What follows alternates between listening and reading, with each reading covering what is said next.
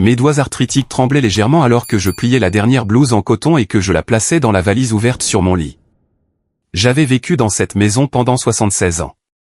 D'abord comme enfant, puis comme épouse, plus tard comme mère veuve, et enfin comme grand-mère solitaire. Les murs connaissaient chacun de mes soupirs, chaque larme versée en silence, chaque rire partagé avec ma petite fille Sophie quand elle était petite. À l'époque, elle croyait que sa grand-mère était la femme la plus sage du monde. « Maman, tu es prête ?» La voix de Karen a traversé le couloir avec cette note d'impatience qu'elle avait perfectionnée au cours des dernières années. « Le taxi sera là dans 20 minutes. » Presque, ai-je répondu. Bien que mon cœur battait avec un malaise que je ne pouvais pas expliquer. Il y avait quelque chose dans la façon dont Karen avait insisté sur ce voyage. Une fois dans sa vie, maman, avait-elle dit avec ses yeux brillants que je me souvenais de son enfance quand elle voulait quelque chose désespérément. Le Portugal est magnifique à cette période de l'année. Sophie est excitée de passer du temps avec toi, de voir l'Europe ensemble. Mais quand j'ai demandé des détails sur l'hôtel, Karen avait été vague. Tout est arrangé, maman. Profitant, c'est tout. Quand j'ai suggéré que nous pourrions planifier des excursions ensemble, Joël était intervenu avec un sourire qui n'atteignait plus ses yeux. Laisse-nous faire, Eleanor. Toi, tu te reposes. J'ai fermé la valise avec un déclic qui a résonné dans la pièce silencieuse. Pendant 43 ans, Harold et moi avions partagé cette chambre. Il était mort dans ce même lit il y a 8 ans, murmurant mon nom pendant que je tenais sa main tremblante. Fais attention à Karen, avait-il dit dans ses derniers moments de lucidité. Elle est intelligente, mais elle est aussi impatiente. Ne laisse pas cette impatience la consumer. À ce moment-là, j'ai pensé qu'il faisait référence à sa tendance à changer d'emploi, à son habitude de déménager tous les quelques années, à son incapacité à trouver la stabilité. Maintenant, en descendant les escaliers, traînant ma valise, je me demandais si Harold n'avait pas vu quelque chose que j'avais refusé de reconnaître. Le taxi attendait dans l'allée, le moteur ronronnant doucement dans le matin froid d'octobre. Les feuilles d'érable avaient commencé à tourner, créant un tapis doré et rougeâtre qui craquait sous mes pieds. Le Maine, en automne, m'avait toujours semblé l'endroit le plus beau du monde, avec son air pur qui avait le goût du sel de mer et du pain. « Tu es sûr d'avoir tout ?» a demandé Karen en prenant ma valise avant que je puisse protester. Ses mouvements étaient rapides, efficaces, comme s'il s'agissait d'une opération militaire plutôt que d'un voyage en famille. Mon passeport, un peu d'argent, mes médicaments. J'ai commencé à les énumérer, mais elle avait déjà chargé mes bagages dans le coffre. Parfait. Allons-y. On ne veut pas rater le vol. Sophie était assise sur la banquette arrière du taxi, regardant par la fenêtre avec une expression que je ne pouvais pas déchiffrer. À 17 ans, ma petite fille avait développé cette capacité d'adolescente à paraître complètement présente et complètement absente en même temps. Elle portait des écouteurs, mais j'ai remarqué qu'elle n'écoutait pas de musique. « Salut, grand-mère » a-t-elle murmuré quand je me suis assise à côté d'elle. Sa voix avait une qualité étrange, comme si elle retenait quelque chose. « Bonjour, ma chérie. Es-tu excitée par le voyage ?» Sophie a hoché la tête, mais ses yeux ont rencontré les miens à peine une seconde avant de retourner à la fenêtre. Il y avait quelque chose dans son expression qui me rappelait l'époque où, à 8 ans, elle avait accidentellement cassé mon vase préféré et avait passé toute la journée à éviter mon regard avant de se confesser. L'aéroport international de Portland bourdonnait d'activités matinales, des familles avec de jeunes enfants, des hommes d'affaires vérifiant leur téléphone, des couples de touristes consultant des cartes. La normalité de la scène contrastait avec la tension que je sentais grandir dans mon estomac. « Karen, où est notre itinéraire ?» ai-je demandé alors que nous nous dirigions vers le comptoir d'enregistrement. « Oh, je l'ai sur mon téléphone » a-t-elle répondu sans me regarder, occupée à taper des messages textes. « Ne t'inquiète de rien de tout ça, maman. » Il y avait quelque chose de profondément dérangeant à être traité comme un fardeau, comme quelqu'un qu'il fallait gérer plutôt que quelqu'un à consulter. Pendant 35 ans, j'avais enseigné la littérature au lycée local. J'avais lu Dickens à voix haute à des générations d'élèves, guidé des débats sur Steinbeck et aidé d'innombrables adolescents à découvrir le pouvoir des mots. Je n'étais ni une invalide, ni une enfant, ni quelqu'un d'incapable de lire un itinéraire de voyage. Mais j'ai ravalé mes objections et j'ai suivi ma famille vers la porte d'embarquement. Le vol pour Lisbonne durait 8 heures avec une escale à New York.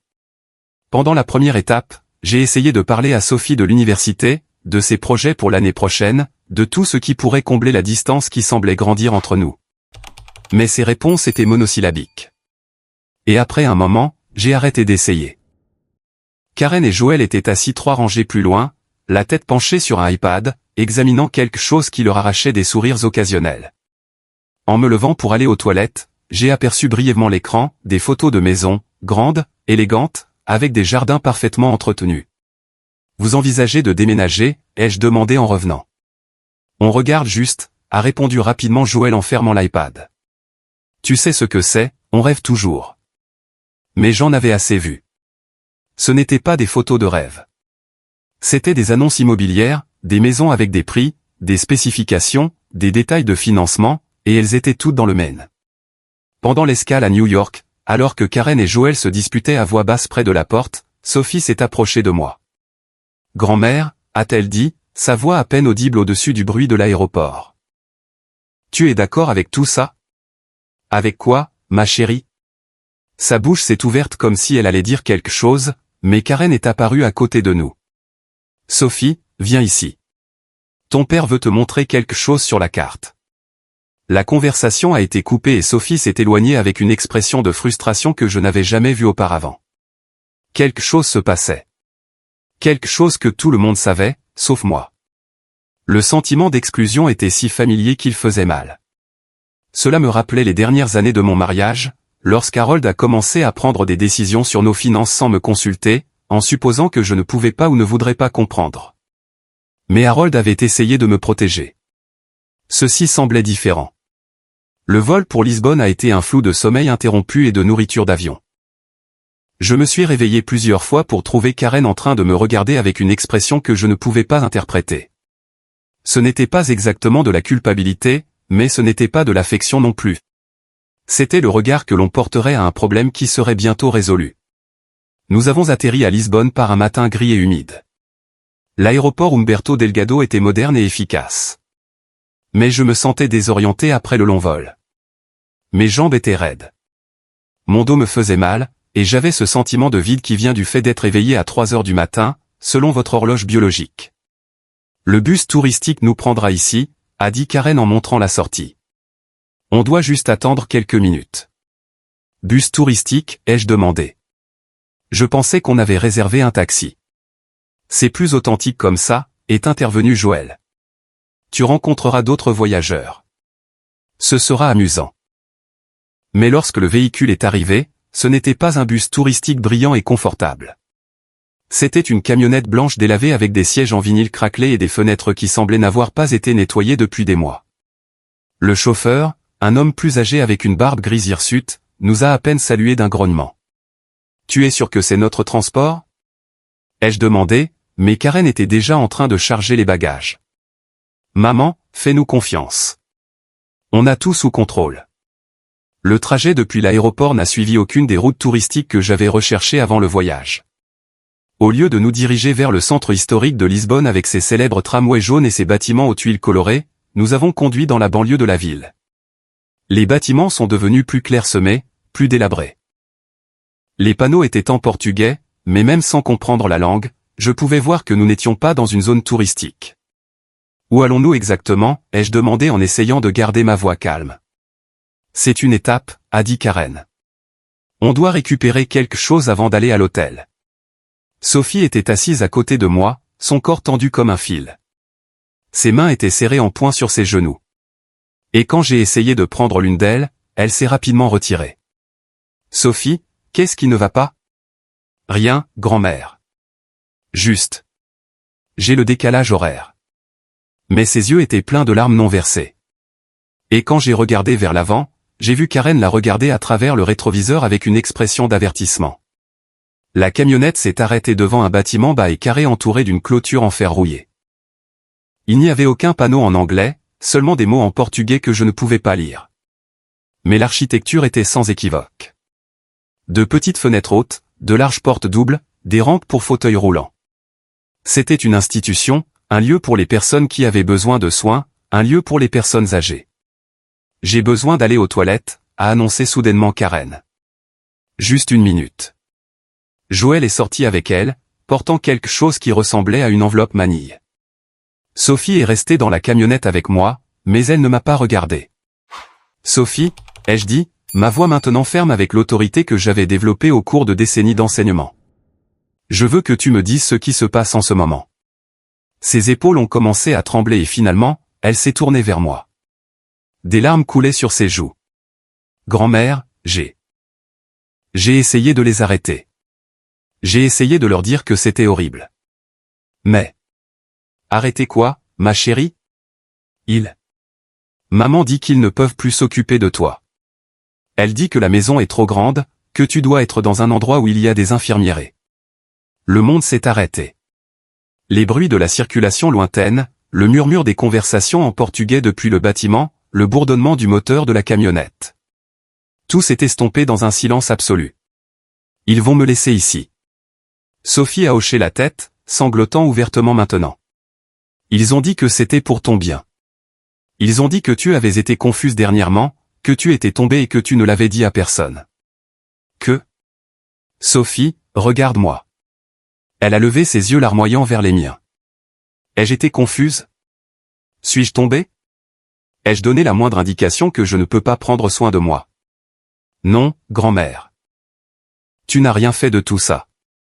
La portière de la camionnette s'est ouverte et Karen est revenue avec un sourire forcé qui ne trompait personne. Eh bien, maman, il s'avère qu'il y a un petit problème avec les réservations d'hôtel. Ils vont avoir besoin que tu restes ici ce soir pendant qu'on règle ça. Non. Le mot est sorti avec plus de force que je ne l'avais prévu. Karen a cligné des yeux, surprise. Excusez-moi. J'ai dit, non. Je ne reste pas ici. Ce n'est pas un hôtel, Karen. C'est une maison de retraite, et tu le sais. Le chauffeur était sorti de la camionnette et déchargeait ma valise du coffre. Joël était revenu du bâtiment avec une femme d'âge moyen vêtue d'une blouse médicale. Maman, a dit Karen, sa voix prenant un ton condescendant qui a fait bouillir mon sang. Je sais que tu es confuse à cause du voyage, mais c'est pour ton bien. Tu ne peux plus vivre seule. Tu as besoin de soins professionnels. Je vis seule depuis 8 ans, depuis la mort de ton père. J'ai géré mes propres finances. J'ai entretenu ma maison. J'ai entretenu mon jardin. Qu'est-ce qui a changé exactement? Tu es devenue oublieuse. Tu es tombée la semaine dernière et tu ne nous l'as pas dit. Je ne suis pas tombée et ma mémoire est parfaitement bonne. Je me souviens, par exemple, qu'il y a 3 mois, tu as demandé à emprunter $5000 pour des urgences et que tu ne m'as jamais remboursé. Je me souviens que la semaine dernière, tu as appelé pour demander si tu avais laissé des boîtes dans mon sous-sol, des boîtes contenant des documents importants. Et je me souviens que la nuit dernière, pendant que je faisais mes valises, j'ai vérifié mon courrier et j'ai trouvé une lettre de ma banque me demandant des changements sur mon compte que je n'ai jamais autorisés. Le visage de Karen s'est raidi. Joël a détourné le regard. Maman, tu es paranoïaque. Paranoïaque? Où est-ce que je fais enfin attention? La femme en uniforme médical s'est approchée avec un sourire professionnel qu'elle avait perfectionné pour traiter avec des parents réticents. Madame Whitmore, je suis Anna Santos, la coordinatrice des admissions. Votre fille a expliqué la situation. Je comprends que cela puisse être accablant, mais je vous assure que nous ferons tout notre possible pour que vous vous sentiez à l'aise. Ma fille a menti, ai-je dit clairement. Je n'ai pas consenti à être ici. Je n'ai signé aucun document et j'exige d'être ramené à l'aéroport immédiatement. Anna a regardé Karen avec confusion. Il y a eu une conversation rapide en portugais que je n'ai pas pu comprendre, mais le ton était clairement celui d'un désaccord. Maman, est intervenue Karen, sa voix maintenant teintée d'un désespoir. C'est déjà payé. C'est déjà arrangé. Sophie et moi reviendrons demain après avoir réglé l'hôtel. Et Joël? Joël doit s'occuper de quelques affaires à la maison. Tout s'est éclairci soudainement. Joël retournant dans le Maine pendant que Karen restait pour s'assurer que j'étais installé. Assez de temps pour lui de faire tout ce qu'il devait faire avec ma maison, avec mes comptes, avec ma vie. Où est mon passeport? Karen a hésité. Il est dans mon sac à main, pour le garder en sécurité. Donne-le-moi. Maman, ce n'est pas nécessaire pour toi. Donne-le-moi. Ma voix a résonné dans l'air humide, et Sophie a sursauté. Je n'avais jamais crié sur Karen, même quand elle était adolescente et me mettait constamment au défi.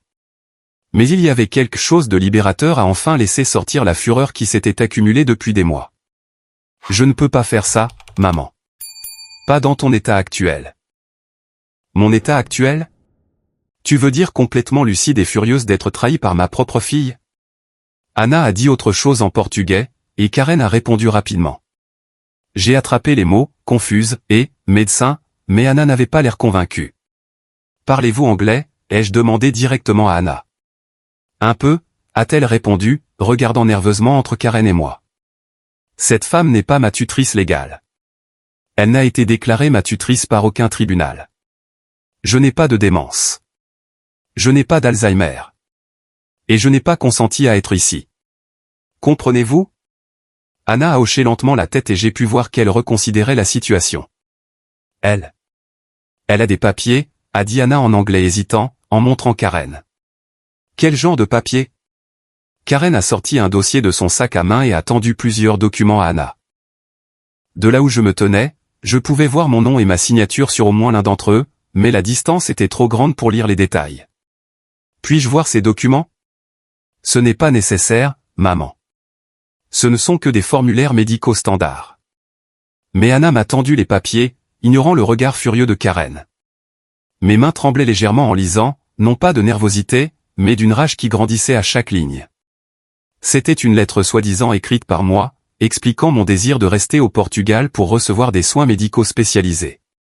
Elle mentionnait ma détérioration cognitive progressive et mon incapacité à vivre de manière autonome. Elle était datée de 3 jours et portait une signature qui, bien qu'elle ressemble à la mienne, avait clairement été falsifiée. C'est un faux, ai-je dit, ma voix maintenant calme mais mortelle. Je n'ai pas écrit cette lettre et ce n'est pas ma signature. Maman, tu es irrationnelle. S'il te plaît, juste. Sophie.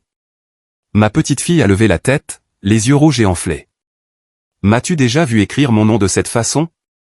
Elle a regardé la lettre, puis mon visage. Non, grand-mère. Ton écriture est différente. Tu fais toujours cette petite courbe sur le W. Et elle n'est pas là. Karen a lancé à Sophie un regard qui aurait pu geler l'enfer. Sophie, tu ne sais pas de quoi tu parles. Si, je le sais, a répondu Sophie, sa voix se renforçant. Et je sais que c'est mal, maman. Complètement mal.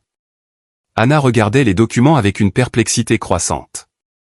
Il était évident que quelque chose ne collait pas, mais il était aussi évident qu'elle ne voulait pas se mêler d'un drame familial étranger. Je dois consulter mon superviseur, a-t-elle dit finalement.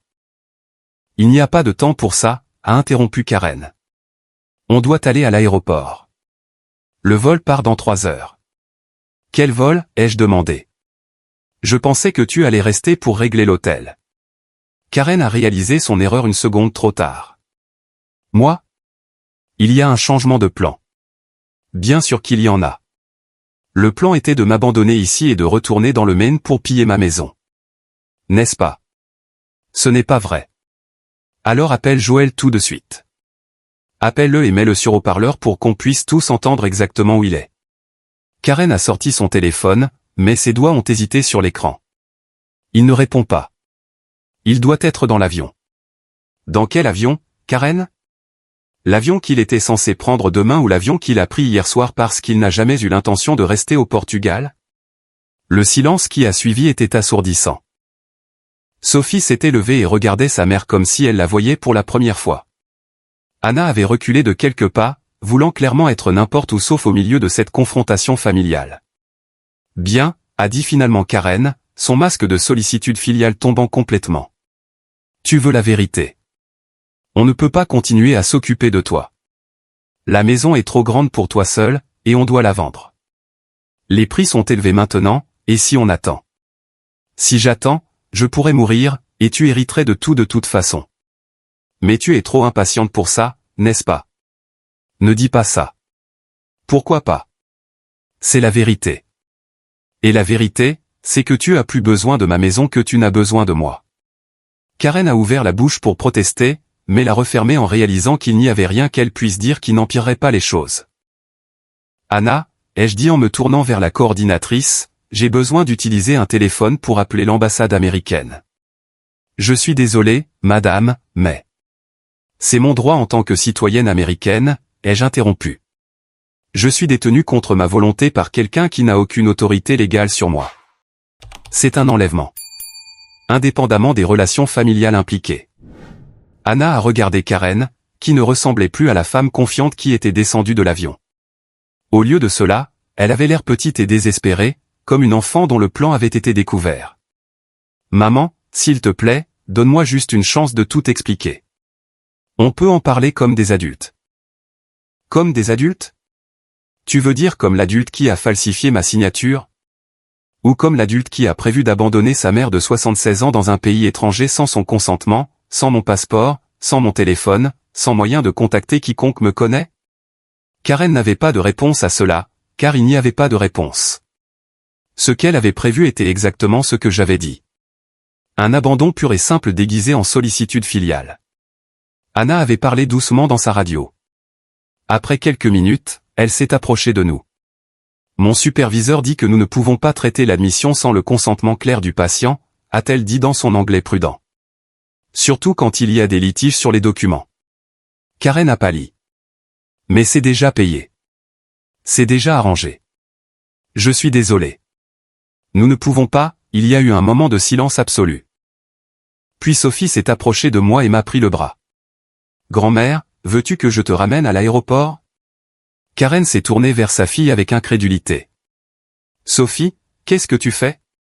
La bonne chose, a répondu Sophie, sa voix plus ferme que je ne l'avais jamais entendue. Pour la première fois de ma vie, je fais la bonne chose. Tu es mineure. Tu ne peux pas prendre ces décisions.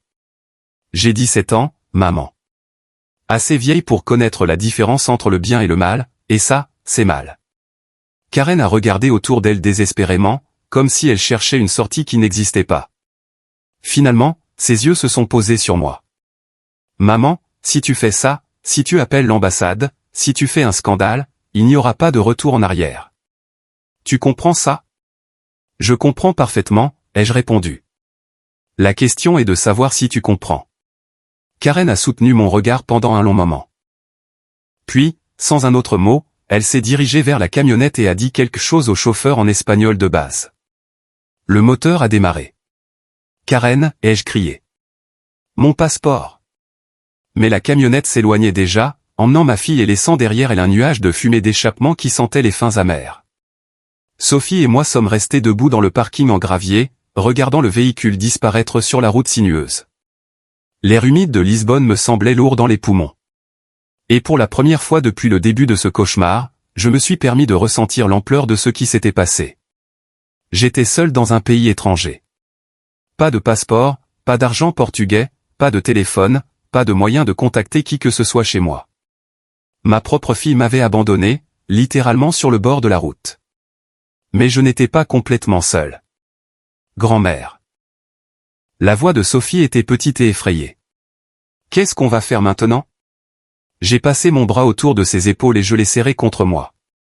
Elle était plus grande que moi maintenant, mais à ce moment-là, elle ressemblait à la petite fille qui se blottissait sur mes genoux pendant que je lui lisais des histoires avant de dormir.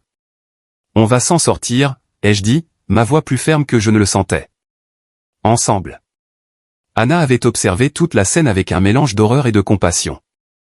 Elle s'est approchée de nous d'un pas hésitant. Madame Whitmore, je suis tellement désolé. Ce n'est pas juste. Non, ce n'est pas juste, ai-je convenu. Mais ce n'est pas de votre faute. Avez-vous besoin? Avez-vous besoin d'aide? Un endroit pour vous asseoir, de l'eau? J'ai regardé le bâtiment derrière elle avec ses petites fenêtres et sa clôture en fer rouillé. Ce n'était pas là où j'avais prévu d'être, mais pour le moment, c'était mieux que de rester dans un parking avec une adolescente traumatisée et sans plan. Ce serait très gentil, ai-je dit, juste le temps que nous décidions quoi faire ensuite. Anna nous a guidés à l'intérieur du bâtiment. Ce n'était pas aussi mauvais que je l'avais craint de l'extérieur. Les chambres étaient propres, bien que basiques, et le personnel semblait sincèrement préoccupé par le bien-être des résidents. Mais quand même, ce n'était pas un endroit que je choisirais d'être. Nous nous sommes assises dans une petite salle commune avec des chaises en plastique et une télévision qui murmurait en portugais. Sophie n'avait pas dit un mot depuis que nous étions entrés, et je pouvais voir qu'elle retenait ses larmes. Ma chérie, ai-je dit doucement. Savais-tu? Savais-tu ce qu'ils allaient faire? Sophie a hoché misérablement la tête. Maman me l'a dit la semaine dernière. Elle a dit que tu ne pouvais plus vivre seul, que tu devais être dans un endroit sûr.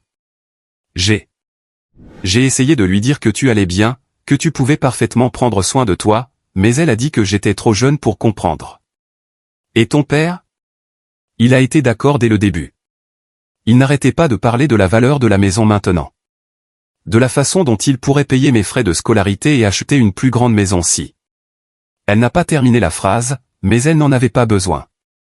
Si j'étais hors de leur chemin, Sophie, je veux que tu saches quelque chose d'important. Rien de tout ça n'est de ta faute. Tu es mineure et ce sont tes parents. Ce n'était pas ta responsabilité de les arrêter. Mais j'aurais pu le faire, a-t-elle murmuré. J'aurais pu appeler quelqu'un ou te prévenir. Qui aurais-tu appelé? Qui aurais-tu prévenu? Je suis ta grand-mère, mais je suis une adulte. Si tu étais venu me voir avec une histoire sur tes parents prévoyant de m'abandonner au Portugal, m'aurais-tu cru? Sophie y a réfléchi un moment, puis a secoué la tête. Probablement pas, exactement, parce que c'était trop cruel, trop calculé pour y croire sans le voir par soi-même. Mais maintenant tu l'as vu, a dit Sophie, et sa voix s'est brisée. Et c'est horrible, et je ne sais pas comment ils vont pouvoir vivre avec eux-mêmes après ça. J'ai serré cette fille dans mes bras pendant qu'elle pleurait, cette fille qui avait été forcée de devenir une adulte dans un parking portugais. Une partie de moi voulait pleurer aussi. Je voulais me laisser aller à la trahison, à la peur et à l'incrédulité pure de tout ce qui s'était passé. Mais je ne le pouvais pas, car si j'avais appris quelque chose en 76 ans de vie, c'est que les moments qui définissent notre caractère ne sont pas les moments faciles. Ce sont les moments où tout s'effondre et où nous devons décider qui nous sommes vraiment. Anna est revenue avec 2 tasses de thé et une expression de détermination que je n'avais pas vue auparavant. Madame Whitmore, j'ai parlé avec mon superviseur. Il dit que nous devons vous aider à contacter votre ambassade. Ce n'est pas juste ce qui s'est passé ici. Merci, ai-je dit en prenant la tasse de thé chaud dans mes mains tremblantes. Ce serait très utile. De plus, il y a quelqu'un d'autre qui pourrait t'aider, une infirmière qui travaille de nuit. Elle s'appelle Clara. Elle parle très bien anglais et a de l'expérience pour aider les familles étrangères dans des situations difficiles. Je ne savais pas exactement ce que signifiait « situation difficile », mais pour le moment, toute aide était la bienvenue. Anna a expliqué que Clara arriverait à 20h et qu'en attendant, nous pouvions utiliser une chambre d'amis pour nous reposer. La chambre était petite et spartiate. 2 lits simples avec des draps blancs amidonnés, une table de chevet et une fenêtre donnant sur une cour intérieure où quelques résidents âgés prenaient le soleil de l'après-midi en fauteuil roulant. Ce n'était pas ma maison dans le Maine, avec ses murs pleins de souvenirs et sa vue sur l'océan, mais au moins, elle avait une porte que je pouvais verrouiller. Sophie s'est assise sur l'un des lits et a regardé ses mains. Elle était silencieuse depuis 1 heure, traitant ce dont elle avait été témoin, ce qu'elle avait fait, ce que tout cela signifiait pour sa famille. Grand-mère, a-t-elle dit finalement, qu'est-ce qui va se passer maintenant? C'était une question que je me posais aussi. La réponse honnête était que je ne savais pas. Sans passeport, je ne pouvais pas prendre un vol de retour. Sans argent portugais, je ne pouvais pas payer un hôtel ou de la nourriture. Sans mon téléphone, je ne pouvais contacter personne qui me connaissait. Mais il y avait quelque chose que Karen et Joël ne savaient pas. Quelque chose que j'avais fait il y a 3 mois, quand j'ai commencé à soupçonner que quelque chose n'allait pas avec leurs fréquentes visites et leurs questions sur mes finances. Sophie, tu te souviens de Martin Bell, l'avocat de grand-père? Exactement. Il y a quelques mois, quand ta mère a commencé à me poser des questions sur la possibilité de mettre son nom sur l'acte de propriété de la maison, je suis allé voir Martin. Sophie a levé la tête avec intérêt pour la première fois depuis des heures.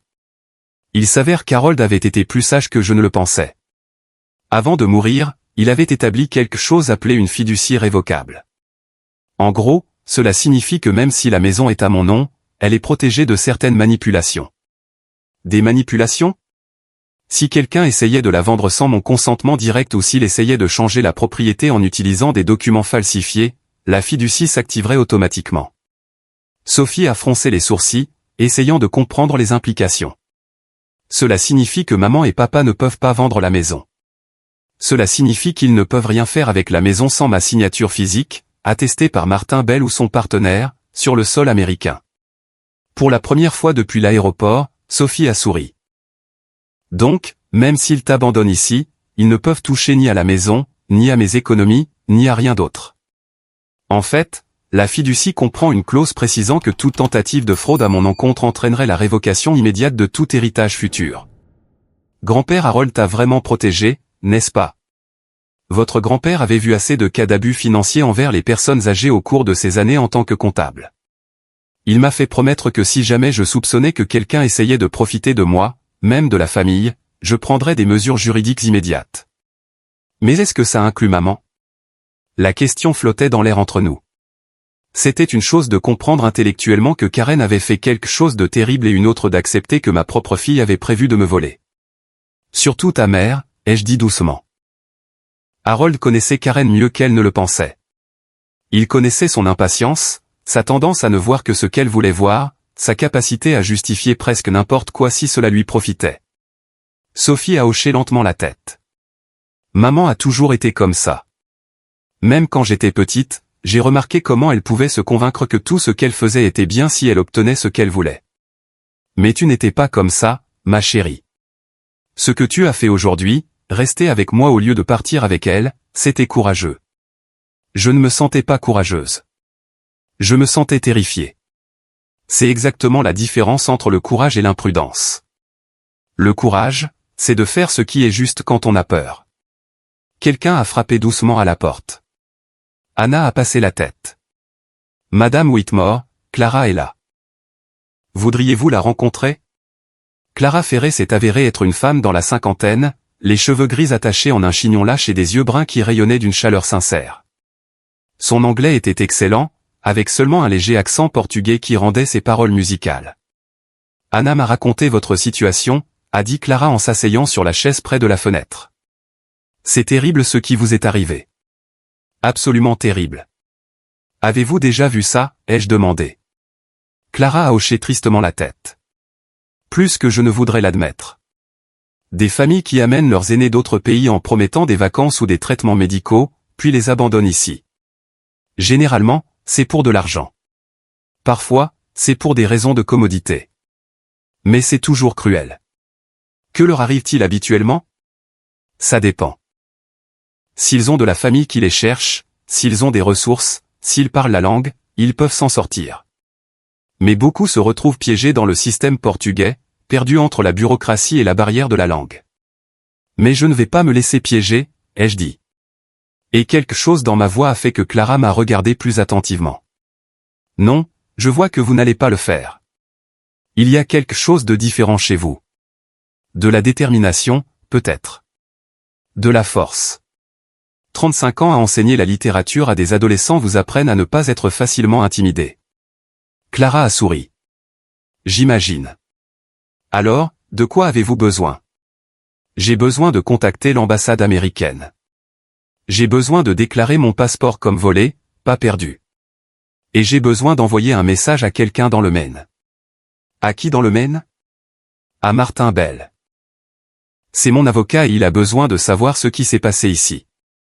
Clara a sorti un petit carnet de sa poche d'uniforme. Donnez-moi le numéro. Je peux passer des appels depuis mon téléphone personnel pendant ma pause. J'ai dicté le numéro de Martin, l'un des rares que j'avais mémorisé. Après 40 ans d'amitié avec Harold, Martin avait été présent à tous les moments importants de notre vie, l'achat de la maison, la naissance de Karen, les funérailles d'Harold, la création de la fiducie. Que dois-je lui dire? A demandé Clara. Dites-lui qu'Eleanor est vivante, qu'elle est à Lisbonne, au Portugal, et que Karen et Joël ont essayé de voler son passeport et de l'abandonner. Dites-lui d'activer immédiatement toutes les protections de la fiducie et de tout documenter pour de futures procédures judiciaires. Clara a écrit chaque mot avec soin. Autre chose? Dites-lui que je le contacterai dès que je pourrai joindre l'ambassade. Et pour l'ambassade, j'ai besoin de signaler que mon passeport a été pris sans mon consentement par ma fille, Karen Whitmore Sloan, qui m'a amené au Portugal sous de faux prétextes, puis a tenté de m'abandonner dans cet établissement en utilisant des documents falsifiés. Clara a arrêté d'écrire et m'a regardé. Des documents falsifiés? Elle a falsifié ma signature sur une lettre exprimant soi-disant mon désir de rester ici pour des soins médicaux. C'est un crime grave, a dit Clara. Falsification de documents, enlèvement, abandon de personnes âgées. Elle pourrait encourir la prison. Sophie avait écouté en silence, mais maintenant elle a pris la parole. La prison? Maman pourrait aller en prison pour ça?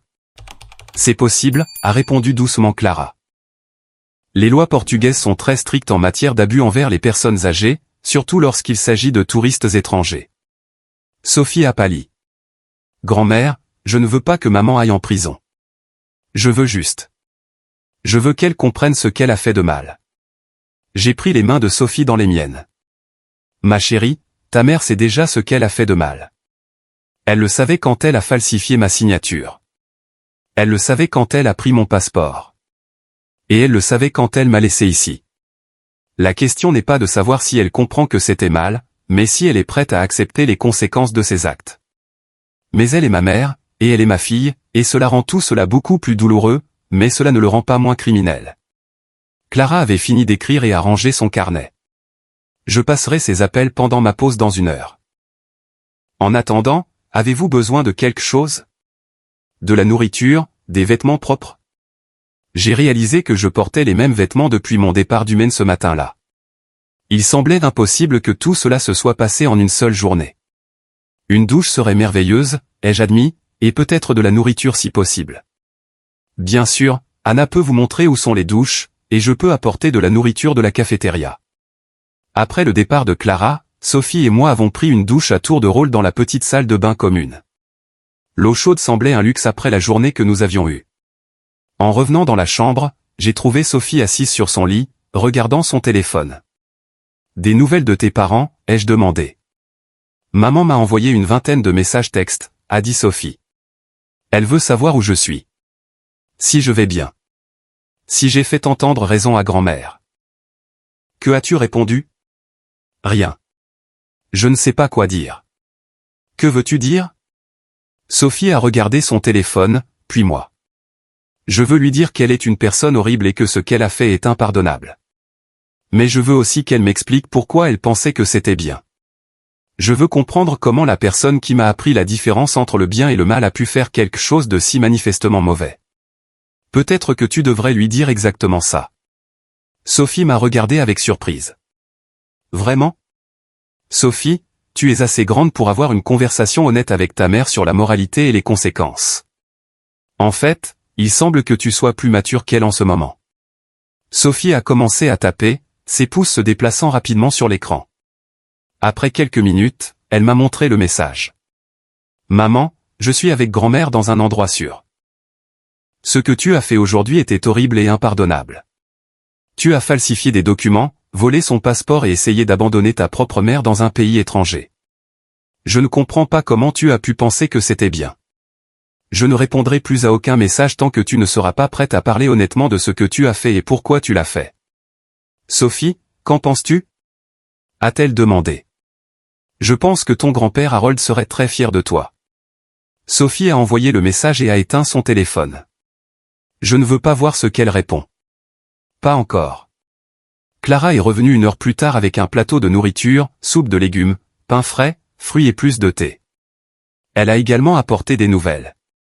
J'ai parlé avec Martin Bell, a-t-elle dit. Il dit qu'il a reçu votre message et qu'il active déjà toutes les protections juridiques. Il dit aussi qu'il documente tout pour une utilisation future au tribunal. A-t-il mentionné quelque chose à propos de Karen et Joël? Oui. Il dit que tôt ce matin, votre fille et votre gendre sont allés à son bureau pour s'enquérir de la vente de votre maison. Il leur a dit que toute transaction nécessiterait votre présence physique et votre signature, et que vous étiez en vacances au Portugal. Qu'ont-ils dit? Selon Martin, ils ont dit que vous aviez décidé de déménager de façon permanente au Portugal et que vous leur aviez donné une procuration pour gérer vos affaires. Sophie a haleté. Même avant de t'abandonner ici, ils mentaient déjà à ton sujet. Martin a demandé à voir la procuration, a poursuivi Clara. Quand ils n'ont pas pu la produire, il leur a dit qu'il aurait besoin de vous parler directement avant de procéder à quoi que ce soit. Et puis ils lui ont dit que vous aviez fait une dépression nerveuse au Portugal et que vous receviez un traitement médical intensif. L'audace de leur mensonge m'a laissé sans voix.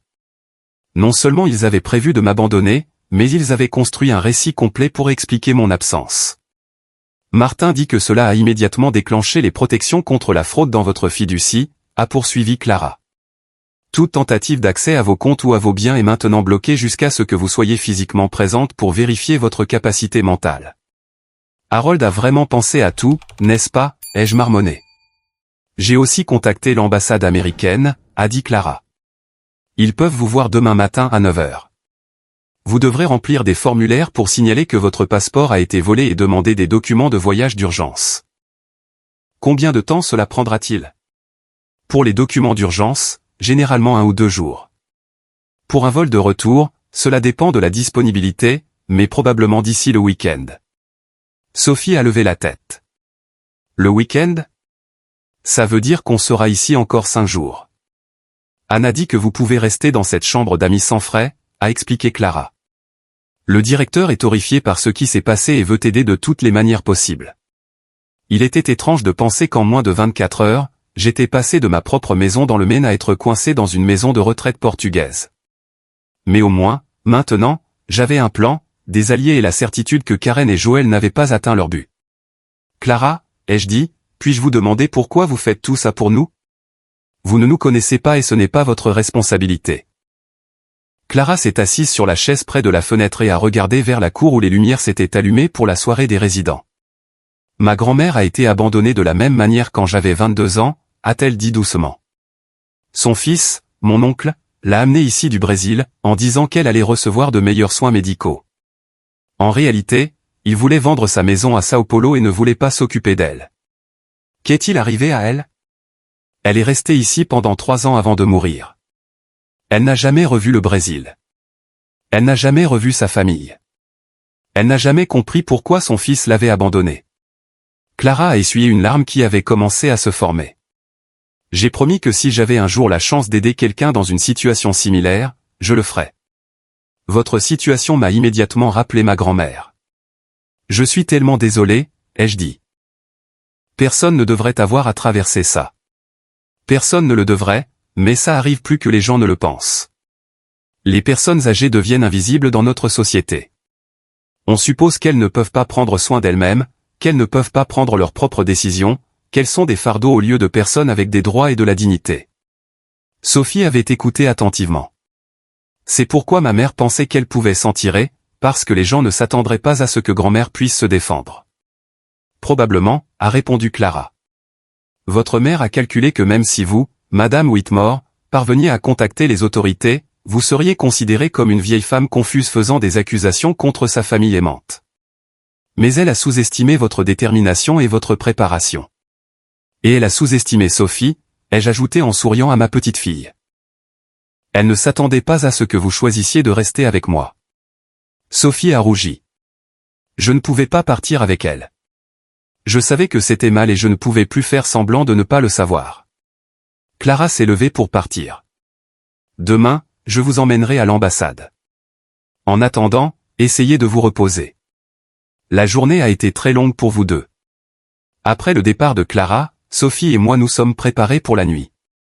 C'était étrange d'être dans un endroit si institutionnel, si différent de tous les endroits où j'avais dormi auparavant, mais au moins nous étions ensemble.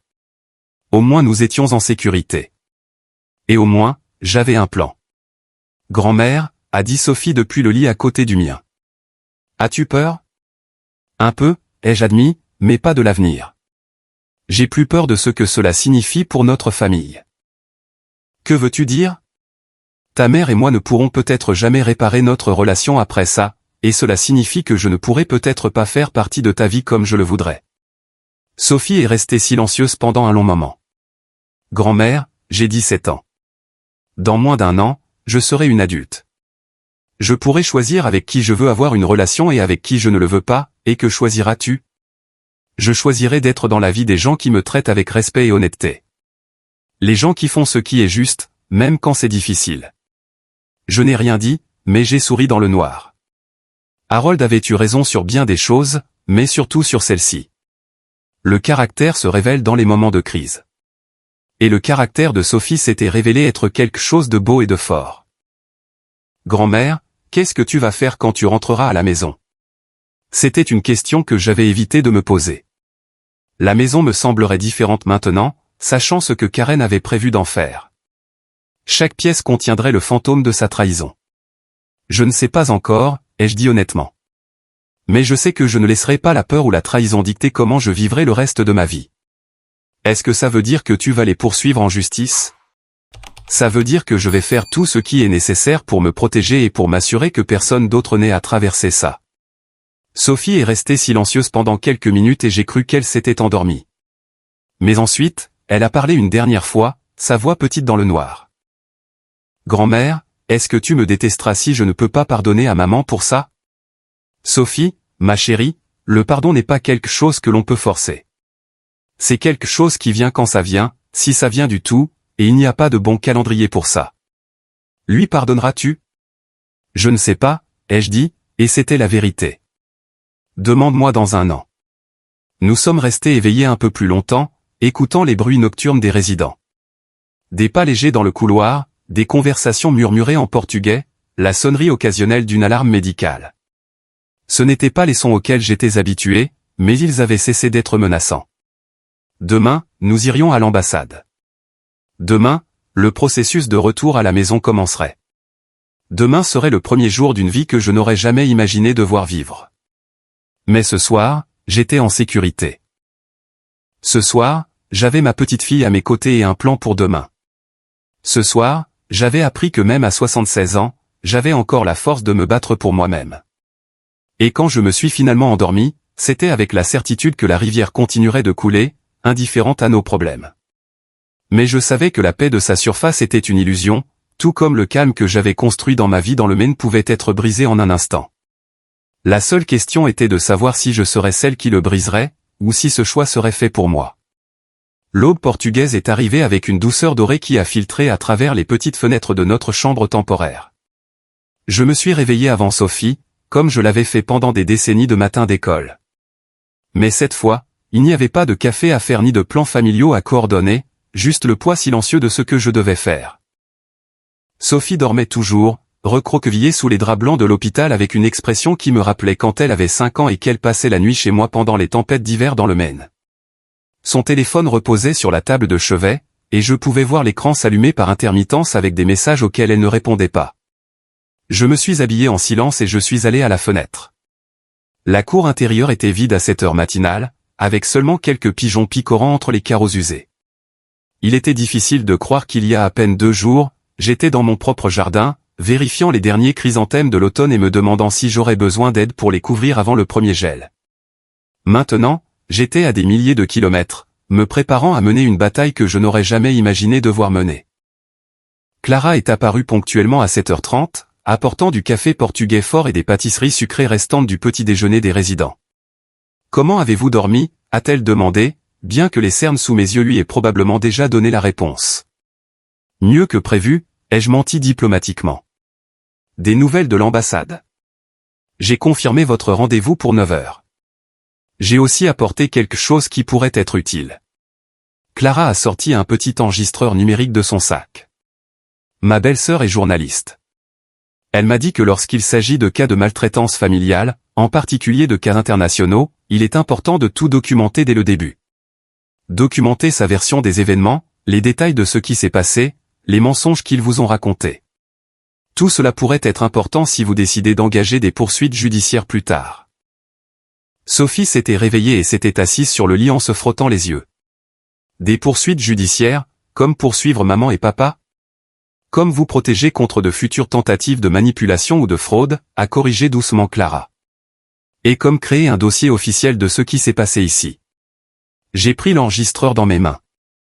Il était petit, pas plus grand qu'un vieux téléphone portable, mais il semblait lourd des implications de ce qu'il représentait. Que dois-je dire? La vérité, a répondu Clara. Toute la vérité, depuis le début. J'ai appuyé sur le bouton d'enregistrement et j'ai entendu le petit bip indiquant qu'il fonctionnait. Pendant un instant, je n'ai pas su par où commencer. Comment résumer toute une vie de relations familiales, de signes manqués, de confiance trahie? Je m'appelle Eleanor Whitmore, ai-je commencé, ma voix sonnant étrangement formelle dans la petite pièce. J'ai 76 ans et je suis citoyenne américaine, résidente de Freeport, Maine. J'enregistre ceci le 15 octobre 2024 depuis le centre de soins de San Juan à Lisbonne, au Portugal. J'ai fait une pause, organisant mes pensées. Il y a 3 jours, ma fille Karen Whitmore Sloan et son mari Joel Sloan m'ont convaincu de les accompagner pour ce qu'ils ont décrit comme un voyage en famille au Portugal. Ils ont dit qu'ils voulaient que leur fille Sophie et moi passions du temps ensemble, que c'était une occasion unique de voir l'Europe ensemble. Sophie s'était assise sur le bord de son lit, écoutant pendant que je racontais les événements des derniers jours. C'était la première fois que je devais les raconter chronologiquement, et la planification délibérée devenait plus évidente à chaque détail. Karen a insisté pour s'occuper de tous les aspects du voyage. Quand j'ai posé des questions sur l'itinéraire, les hôtels ou les activités prévues, on m'a dit de ne pas m'inquiéter, qu'ils s'occuperaient de tout. Je vois maintenant que c'était pour me tenir dans l'ignorance de leurs véritables intentions. J'ai continué à décrire le voyage, les regards étranges à l'aéroport, les documents que Karen ne voulait pas me laisser voir, la camionnette qui n'était pas un transport touristique, le bâtiment qui n'était clairement pas un hôtel. Quand nous sommes arrivés à ce centre de soins, Karen a présenté une lettre soi-disant écrite par moi exprimant mon désir de rester au Portugal pour recevoir un traitement médical. La lettre mentionnait une détérioration cognitive et une incapacité à vivre de manière autonome, ce qui n'est ni l'un ni l'autre vrai. La signature avait été falsifiée. Sophie a émis un son étouffé quand j'ai atteint la partie où Karen a pris mon passeport et est partie avec Joël. Mon passeport a été confisqué par ma fille, qui a prétendu que c'était pour le garder en sécurité. Quand j'ai exigé qu'elle me le rende, elle a refusé. Après l'avoir confrontée au sujet des documents falsifiés et de ses véritables intentions, elle est partie dans la camionnette avec son mari, emportant mon passeport, mes bagages et mon téléphone. Ma voix s'est légèrement brisée en atteignant cette partie. Ce n'était pas seulement la trahison. C'était la froideur avec laquelle Karen avait exécuté tout le plan. Sophie Sloan, ma petite fille de 17 ans, a choisi de rester avec moi au lieu d'accompagner ses parents. Elle avait été forcée de participer à cette tromperie sans en comprendre pleinement les implications. Et quand elle a réalisé ce qui se passait, elle a trouvé le courage de faire ce qui était juste. Sophie a essuyé une larme silencieuse. Par la suite, avec l'aide du personnel de ce centre, en particulier de l'infirmière Clara Ferré, j'ai pu contacter mon avocat dans le Maine, Martin Bell. Il a confirmé que Karen et Joël avaient visité son bureau le jour même de mon prétendu abandon, affirmant que je leur avais donné une procuration pour vendre ma maison et gérer mes affaires parce que j'avais fait une dépression nerveuse au Portugal. J'ai arrêté l'enregistrement un instant pour prendre une gorgée de café. Clara avait pris des notes pendant que je parlais, et je pouvais voir qu'elle avait écrit, prémédité, et souligné le mot plusieurs fois. Devrais-je ajouter quelque chose sur la fiducie, ai-je demandé. Absolument, a répondu Clara. Cette information montrera que vous avez pris des précautions précisément parce que vous soupçonniez que quelque chose comme ça pourrait arriver. J'ai repris l'enregistrement. Il y a environ 3 mois, j'ai commencé à soupçonner que Karen et Joël élaboraient des plans pour mes biens et mes finances sans mon consentement. Karen avait commencé à poser des questions fréquentes sur l'acte de propriété de ma maison, sur mes économies, sur mes projets d'avenir. Ils avaient également commencé à faire des commentaires sur mon âge et ma capacité à vivre seul, malgré le fait que j'entretiens ma maison, que je gère mes propres finances et que je vis de manière autonome. Par précaution, j'ai consulté Martin Bell, qui avait été l'avocat de mon défunt mari, Harold. Ensemble, nous avons activé une fiducie révocable qu'Harold avait établie avant sa mort. Cette fiducie protège ma maison et mes économies de toute tentative de fraude ou de manipulation, même par des membres de ma famille. Toute transaction nécessite ma présence physique et ma signature vérifiée sur le sol américain. Sophie a souri à travers ses larmes. Par conséquent, ai-je poursuivi, bien que Karen et Joël aient réussi à m'amener au Portugal sous de faux prétextes et amis abandonnés, ils ne peuvent pas accéder à mes biens ou à mes finances comme ils l'avaient prévu. La fiducie s'est activée automatiquement lorsqu'ils ont tenté de présenter des documents frauduleux à Martin Bell. J'ai terminé l'enregistrement par une déclaration claire de ma capacité mentale et de mon intention d'engager les poursuites judiciaires appropriées à mon retour aux États-Unis. Clara a mis l'enregistreur dans son sac. Ce sera très utile. Maintenant, nous devons nous rendre à l'ambassade. Le trajet en bus jusqu'à l'ambassade américaine m'a donné ma première vraie vue de Lisbonne. C'était une belle ville avec des bâtiments aux couleurs pastel grimpant sur des collines escarpées et des tramways jaunes sonnant leurs cloches en naviguant dans des rues étroites. Dans d'autres circonstances, cela aurait été exactement le genre d'endroit que j'aurais aimé explorer. Mais aujourd'hui, chaque vue pittoresque me rappelait à quel point j'étais loin de chez moi et à quel point ma situation était vulnérable. L'ambassade américaine était un bâtiment moderne entouré d'une haute clôture et de gardes de sécurité. Après avoir passé plusieurs contrôles de sécurité, Sophie, Clara et moi avons été dirigés vers un petit bureau où un agent consulaire nommé James Morrison nous attendait. Morrison était un homme dans la quarantaine, avec l'efficacité calme de quelqu'un qui avait géré de nombreuses crises pour des citoyens américains à l'étranger. Il a écouté mon histoire sans m'interrompre, prenant des notes occasionnelles. « Madame Whitmore, a-t-il dit quand j'ai fini. Ce que vous décrivez constitue plusieurs crimes graves en vertu des lois portugaises et américaines. Falsification de documents, enlèvement, abandon de personnes âgées, fraude. Cela va bien au-delà d'un simple conflit familial. Que puis-je faire à ce sujet? Premièrement, nous pouvons officiellement signaler votre passeport comme volé et délivrer des documents de voyage d'urgence. Cela vous permettra de retourner aux États-Unis dans 1 ou 2 jours. Et ensuite, une fois que vous serez de retour sur le sol américain, vous pourrez travailler avec les autorités locales et fédérales pour déposer les accusations appropriées.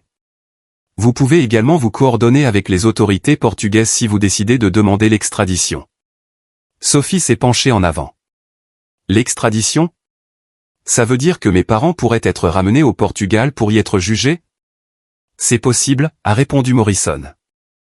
Le Portugal a des traités d'extradition avec les États-Unis, en particulier pour les cas impliquant des crimes contre des personnes vulnérables. La réalité de ce que cela signifiait s'est installée dans la pièce. Karen et Joël n'avaient pas seulement commis des crimes aux États-Unis. Ils avaient commis des crimes internationaux. Les conséquences pourraient les suivre pour le reste de leur vie. « Que me recommanderiez-vous » ai-je demandé. Morrison s'est adossé à son fauteuil. « Honnêtement, Madame Whitmore, je vous recommande de tout documenter. Rentrez chez vous et consultez un avocat spécialisé en droit pénal et en abus envers les personnes âgées. Les décisions concernant le dépôt de plainte pénale peuvent attendre que vous soyez dans un environnement familier et que vous ayez eu le temps de bien traiter ce qui s'est passé. Mais le temps n'est-il pas important pour ce type d'affaires? Les preuves que vous avez sont solides et les crimes sont récents. Prendre 1 semaine ou 2 pour examiner vos options ne nuira pas à votre cas.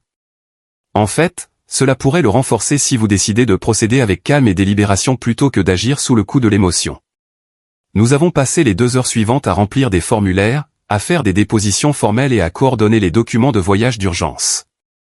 Morrison m'a assuré que nous pourrions avoir les papiers d'ici vendredi, ce qui nous permettrait de rentrer aux États-Unis pendant le week-end. Quand nous avons finalement quitté l'ambassade, je me sentais épuisé, mais aussi, pour la première fois depuis des jours, en contrôle de ma situation. Clara nous a emmenés déjeuner dans un petit café près de l'ambassade. Pendant que nous mangions une soupe portugaise et du pain frais, Sophie a finalement allumé son téléphone pour vérifier les messages de ses parents. Son visage est devenu pâle en lisant. « Que disent-ils » ai-je demandé. « Maman est furieuse. Elle dit que je suis manipulé par toi, que je ne comprends pas toute la situation, que papa et elle essayaient seulement d'assurer ta sécurité. Et Joël. Il dit qu'ils ont parlé à des avocats dans le Maine.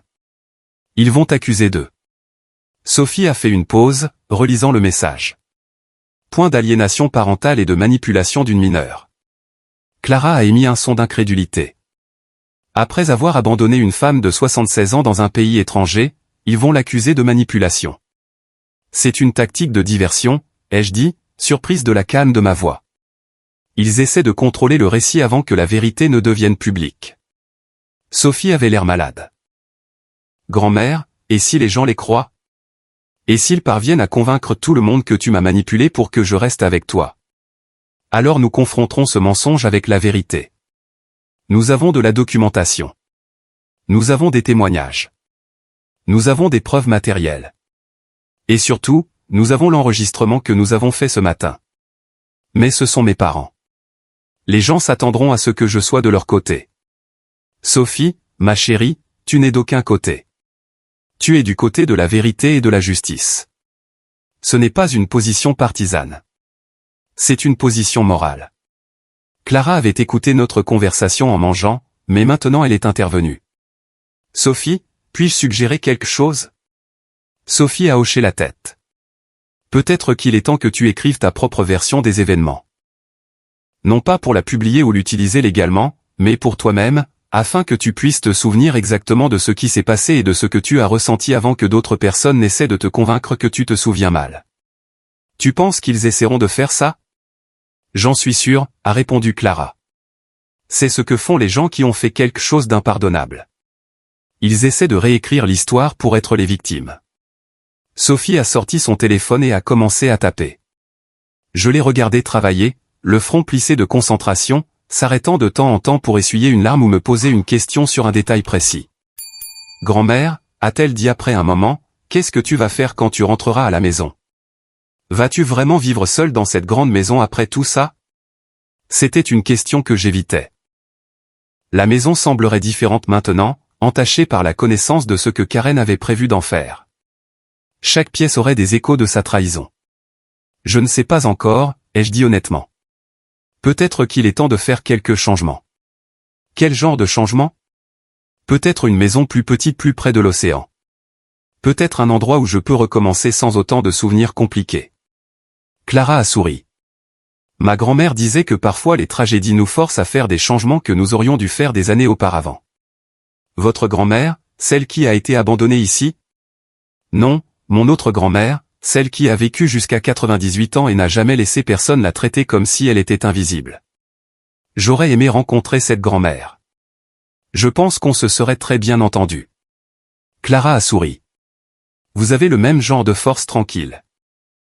Après le déjeuner, nous sommes retournés au centre de soins pour récupérer nos quelques affaires. Anna nous attendait avec des nouvelles. Morrison avait appelé pour confirmer que nos documents de voyage seraient prêts vendredi matin et avait réservé des places sur un vol pour Boston, partant samedi après-midi. Juste 2 jours de plus, ai-je dit à Sophie en faisant nos valises. Es-tu nerveuse à l'idée de rentrer? Terrifiée, ai-je admis, mais aussi impatiente. Pour la première fois depuis des mois, j'ai l'impression d'avoir le contrôle de ma propre vie. Sophie a soigneusement plié les vêtements que Clara nous avait apportés des dons du centre. Grand-mère, puis-je te demander quelque chose de personnel? Bien sûr. Grand-père Harold te manque-t-il, surtout maintenant? La question m'a prise par surprise, mais en réfléchissant à la réponse, j'ai su exactement quoi dire. Ses conseils me manquent.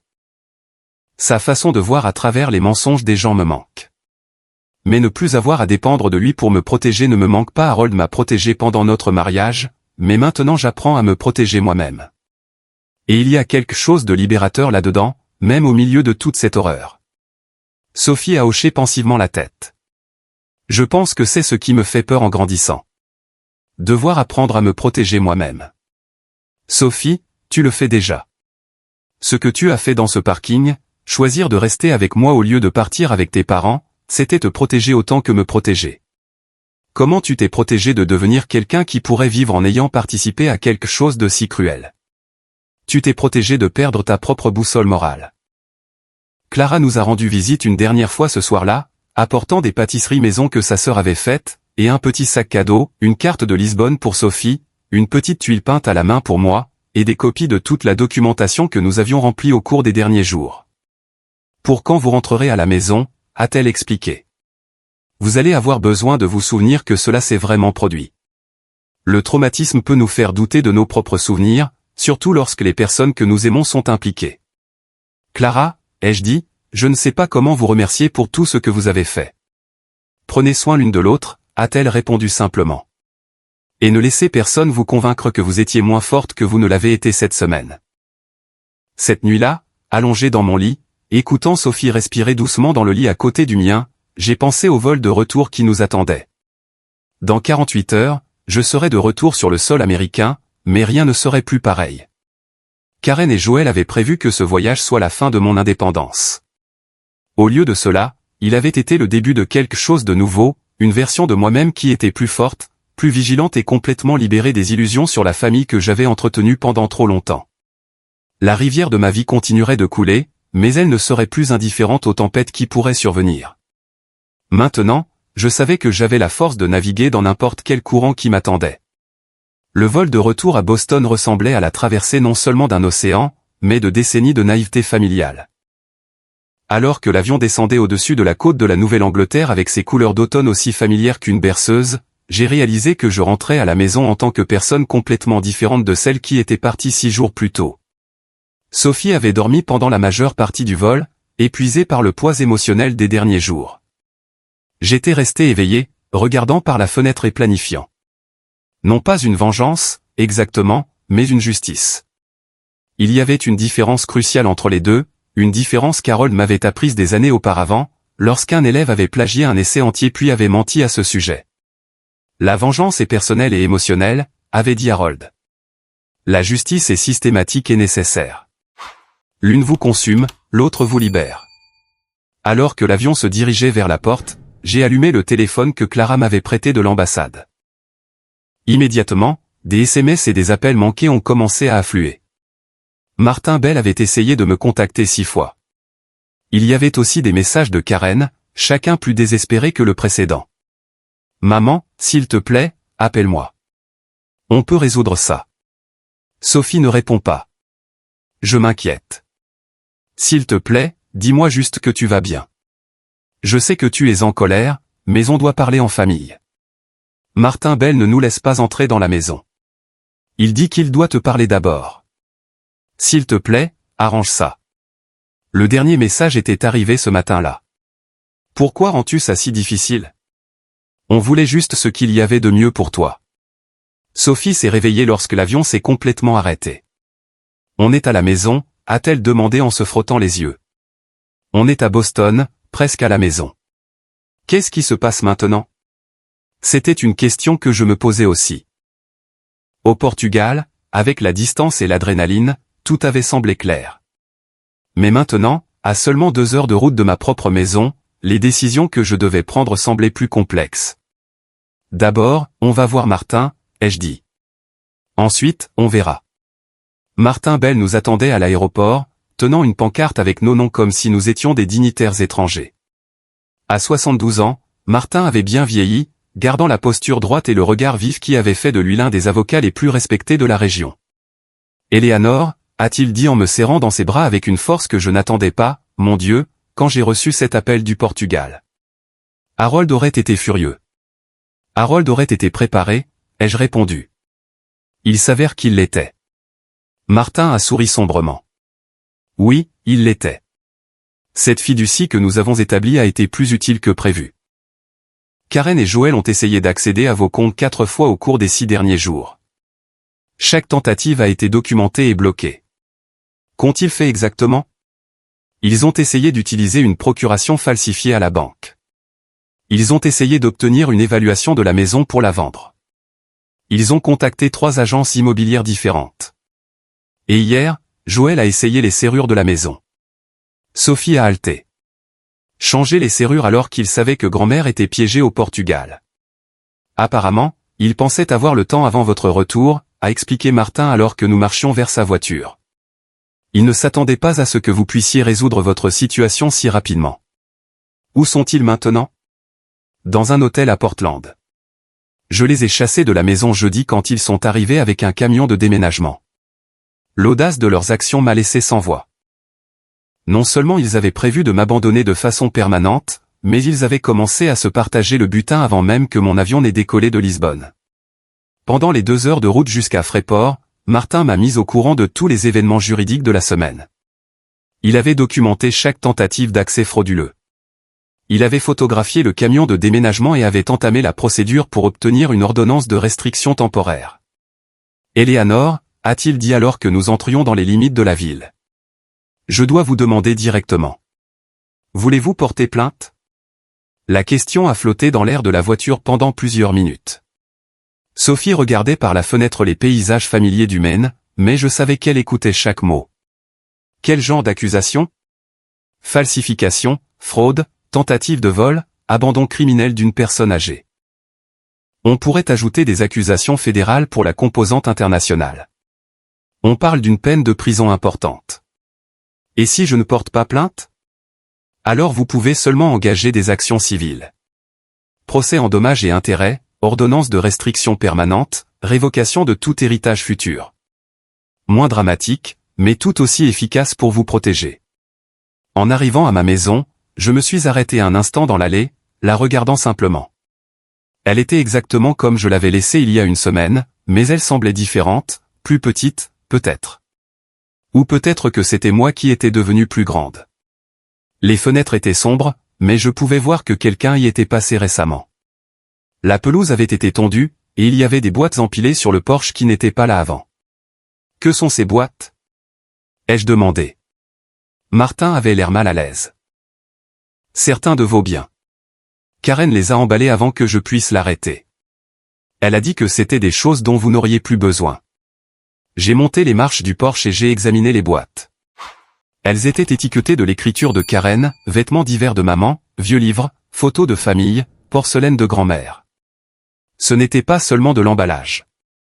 C'était un inventaire. Une liste de mes biens que Karen avait évalués et classés pour sa propre convenance. A-t-elle fouillé toute la maison, ai-je demandé. J'en ai bien peur. Quand je suis arrivé jeudi, elle était là depuis au moins 2 jours. Elle avait fouillé vos documents, vos bijoux, même vos vêtements. La violation m'a semblé presque physique. Ils n'avaient pas seulement prévu de voler ma maison. Ils avaient pillé mes souvenirs, touché mes biens les plus intimes, jugé la valeur d'une vie de bien. Sophie était restée silencieuse pendant cet échange, mais maintenant elle a parlé. Grand-mère, c'est malade. Ça va bien au-delà de vouloir prendre soin de toi ou de s'inquiéter pour ta sécurité. C'est comme s'ils attendaient que tu meures. Martin m'a tendu les nouvelles clés. J'ai changé toutes les serrures après les avoir chassées. J'ai aussi installé un système de sécurité de base, juste par précaution. À l'intérieur de la maison, les preuves de leur présence étaient partout. Les tiroirs avaient été fouillés, les placards réorganisés, les surfaces déplacées. C'était comme si des étrangers avaient vécu dans mon espace, laissant leurs empreintes digitales dans chaque pièce. Dans ma chambre, j'ai découvert qu'ils avaient vidé ma boîte à bijoux. Ils n'avaient rien pris, mais ils avaient photographié chaque pièce, probablement pour des estimations. Dans le bureau d'Harold, ils avaient fouillé tous ses dossiers, laissant des documents éparpillés sur le bureau. Mais la pire violation était dans la cuisine. Ils avaient complètement vidé le garde-manger et le réfrigérateur, jetant la nourriture qui se serait gâtée pendant mon séjour permanent au Portugal. C'était un petit détail, mais il révélait la certitude totale qu'ils avaient que je ne reviendrais jamais. « Voulez-vous que je reste ce soir ?» a demandé Martin. « Ou Sophie et vous pourriez rester dans ma maison d'amis jusqu'à ce que vous vous sentiez à nouveau à l'aise ici. »« Non, » ai-je dit, ma voix plus ferme que je ne le sentais. « C'est ma maison. Je ne vais pas me laisser chasser par la peur. » Sophie avait exploré la maison et revenait maintenant avec une expression étrange. « Grand-mère, il y a quelque chose que tu devrais voir dans ma chambre. » La chambre de Sophie dans ma maison avait été son refuge depuis qu'elle était petite. Quand elle passait l'été ou les week-ends, c'est là qu'elle faisait ses devoirs, où nous parlions tard dans la nuit de livres, de rêves et des mystères compliqués de la croissance. Maintenant, elle était dépouillée. Non seulement nettoyée, mais délibérément vidée. Ses livres avaient été emballés, ses photos retirées des murs. Même le petit bureau où elle faisait ses devoirs avait été déplacé au sous-sol. Pourquoi ferait-il ça ? A murmuré Sophie. Parce qu'il ne s'attendait pas à ce que tu reviennes, ai-je répondu. Parce qu'il pensait que quand tout serait fini, il n'y aurait plus de visite de la petite fille, plus d'été ensemble, plus de lien entre nous. Sophie s'est assise sur le lit dépouillé et a commencé à pleurer. Non pas les larmes silencieuses qu'elle avait versées au Portugal, mais des sanglots profonds et dévastateurs. Ils n'ont pas seulement essayé de te faire du mal, a-t-elle dit entre les sanglots. Ils ont essayé de voler toute notre relation. Ils ont essayé de s'assurer que je ne pourrais plus jamais venir ici. Ne plus jamais sentir que cet endroit était aussi ma maison. Je l'ai tenue pendant qu'elle pleurait et j'ai senti ma propre résolution se durcir comme de l'acier. Karen et Joël n'avaient pas seulement essayé de voler ma maison et mon argent. Ils avaient essayé de voler l'avenir de Sophie, son lien avec moi, son sentiment d'appartenance à la famille élargie. C'était impardonnable. Martin s'est éclairci la gorge depuis l'embrasure de la porte. Éléanore, il y a autre chose que vous devez savoir. J'ai été en contact avec le bureau du procureur de l'État. Ils sont très intéressés par votre cas. Intéressés ? Comment ça ? Ils enquêtent sur un schéma de cas similaire dans le Maine. Des familles qui amènent des parents âgés dans d'autres pays sous de faux prétextes, puis les abandonnent tout en pillant leurs biens. Votre cas pourrait être la clé pour prouver qu'il s'agit d'un système organisé. Vous voulez dire que Karen et Joël n'ont pas été les premiers à faire ça ? Je veux dire qu'ils ont peut-être appris ces tactiques d'autres personnes ou qu'ils ont peut-être partagé des informations sur la façon de le faire. Quoi qu'il en soit, votre témoignage pourrait aider à protéger d'autres personnes âgées de subir la même chose. Sophie a levé la tête. Est-ce que ça veut dire que grand-mère doit témoigner au tribunal ? Seulement si elle décide de porter plainte, a répondu Martin. Mais Eleanor, je veux que vous sachiez que si vous n'agissez pas, Karen et Joël pourraient réessayer. Peut-être pas avec vous, mais avec quelqu'un d'autre, et la prochaine fois, ils n'auront peut-être pas une fiducie pour les protéger. C'était un argument convaincant, mais aussi accablant. Une partie de moi voulait juste verrouiller la porte, changer à nouveau les serrures et faire comme si rien de tout ça ne s'était passé. Je voulais retrouver ma vie tranquille de jardinage, de lecture et de dîner solitaire devant la télé. Mais cette vie avait été construite sur une illusion. L'illusion que Karen m'aimait. Que Joël me respectait. Que ma famille me protégerait. Ces illusions avaient été si complètement brisées qu'elles ne pouvaient pas être reconstruites. Martin, ai-je dit finalement, programmer une réunion avec le procureur de l'État. Je veux entendre ce qu'ils ont à dire. Et Karen et Joël, dites-leur que s'ils veulent me parler, ils peuvent le faire par votre intermédiaire. Et que toute communication doit inclure des excuses complètes, le retour immédiat de tous les documents qu'ils ont pris, et un plan pour compenser toutes les dépenses que j'ai encourues à la suite de leurs actions. Et s'ils refusent, alors nous engagerons des poursuites complètes, pénales et civiles. Martin a hoché la tête avec approbation. Harold serait fier de vous. Harold serait furieux que ce soit nécessaire, ai-je corrigé. Mais oui, je pense qu'il approuverait ma réponse. Après le départ de Martin, Sophie et moi avons passé l'après-midi à réorganiser la maison. Nous avons remis ses livres dans sa chambre, accroché à nouveau ses photos et ramené son bureau du sous-sol. C'était un travail physique, mais aussi un travail émotionnel. Récupérer des espaces qui avaient été violés, réaffirmer des liens qui avaient été attaqués. Pendant que nous travaillions, Sophie m'a raconté plus de choses sur les derniers mois avant le voyage. Maman parlait de toi différemment, a-t-elle dit. Elle a commencé à faire des commentaires sur ta solitude, sur la taille de la maison pour une seule personne, sur le danger de vivre si loin de l'hôpital. Mais je ne suis pas seul. J'ai des amis en ville. J'ai mon jardin. J'ai mes livres. C'est ce que je n'arrêtais pas de dire. Mais maman avait une réponse à tout.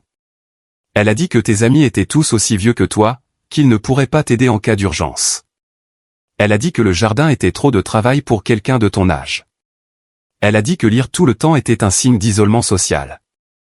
C'était fascinant et dérangeant d'entendre comment Karen avait systématiquement construit un argument pour mon incompétence. Elle n'avait pas menti exactement sur les faits, mais elle avait interprété chaque aspect de ma vie à travers un prisme de déclin et de vulnérabilité. As-tu cru à l'une de ces choses, ai-je demandé. Sophie a secoué vigoureusement la tête.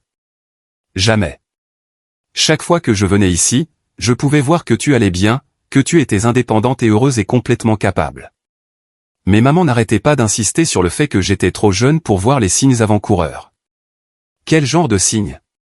Elle a dit que tu oubliais des choses, que tu répétais des histoires, que tu te trompais sur les dates, mais je n'ai jamais rien vu de tout ça. Parce que rien de tout ça n'était vrai. Exactement. Mais maman était si convaincante et n'arrêtait pas de dire que tu me cachais des choses parce que tu ne voulais pas m'inquiéter. C'était une manipulation brillante et diabolique. Karen avait utilisé mon amour pour Sophie comme preuve de ma détérioration, arguant que mon désir de protéger ma petite fille de l'inquiétude était en fait un signe que j'avais quelque chose à cacher. Ce soir-là, pendant que Sophie dormait dans sa chambre récupérée, je me suis assise dans ma cuisine avec une tasse de thé et j'ai passé en revue les événements de la semaine. Il y a à peine 7 jours, je faisais mes valises pour ce que je pensais être un agréable voyage en famille. Maintenant, j'envisageais de porter plainte contre ma propre fille. Le téléphone a sonné à 21h30. C'était Karen. Maman, Dieu merci. Je me suis tellement inquiété. Karen, arrête. Arrêtez quoi? Je suis ta fille. Bien sûr, je me suis inquiété quand. Arrête de mentir. Arrête de faire comme si c'était un malentendu ou une véritable préoccupation. On sait exactement ce que tu as fait et pourquoi tu l'as fait. Il y a eu un long silence au bout du fil. Maman, si tu me donnes une chance de t'expliquer. Il n'y a pas d'explication pour avoir falsifié ma signature. Il n'y a pas d'explication pour avoir volé mon passeport. Il n'y a pas d'explication pour avoir abandonné ta mère de 76 ans dans un pays étranger. Et il n'y a certainement pas d'explication pour avoir pillé ma maison alors que tu pensais que j'étais piégé de façon permanente au Portugal. On ne pillait pas. On organisait. Organiser pourquoi, Karen? Pour la vente que tu avais déjà prévue? Pour le déménagement que tu avais déjà recherché? Un autre silence. Les choses sont devenues plus compliquées que prévu, a finalement dit Karen. Et pour la première fois, sa voix ressemblait à celle d'un petit enfant pris en flagrant délit de mensonge.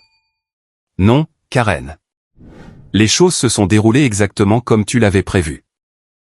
La seule différence, c'est que tu n'avais pas calculé que Sophie choisirait l'honnêteté plutôt que la loyauté familiale.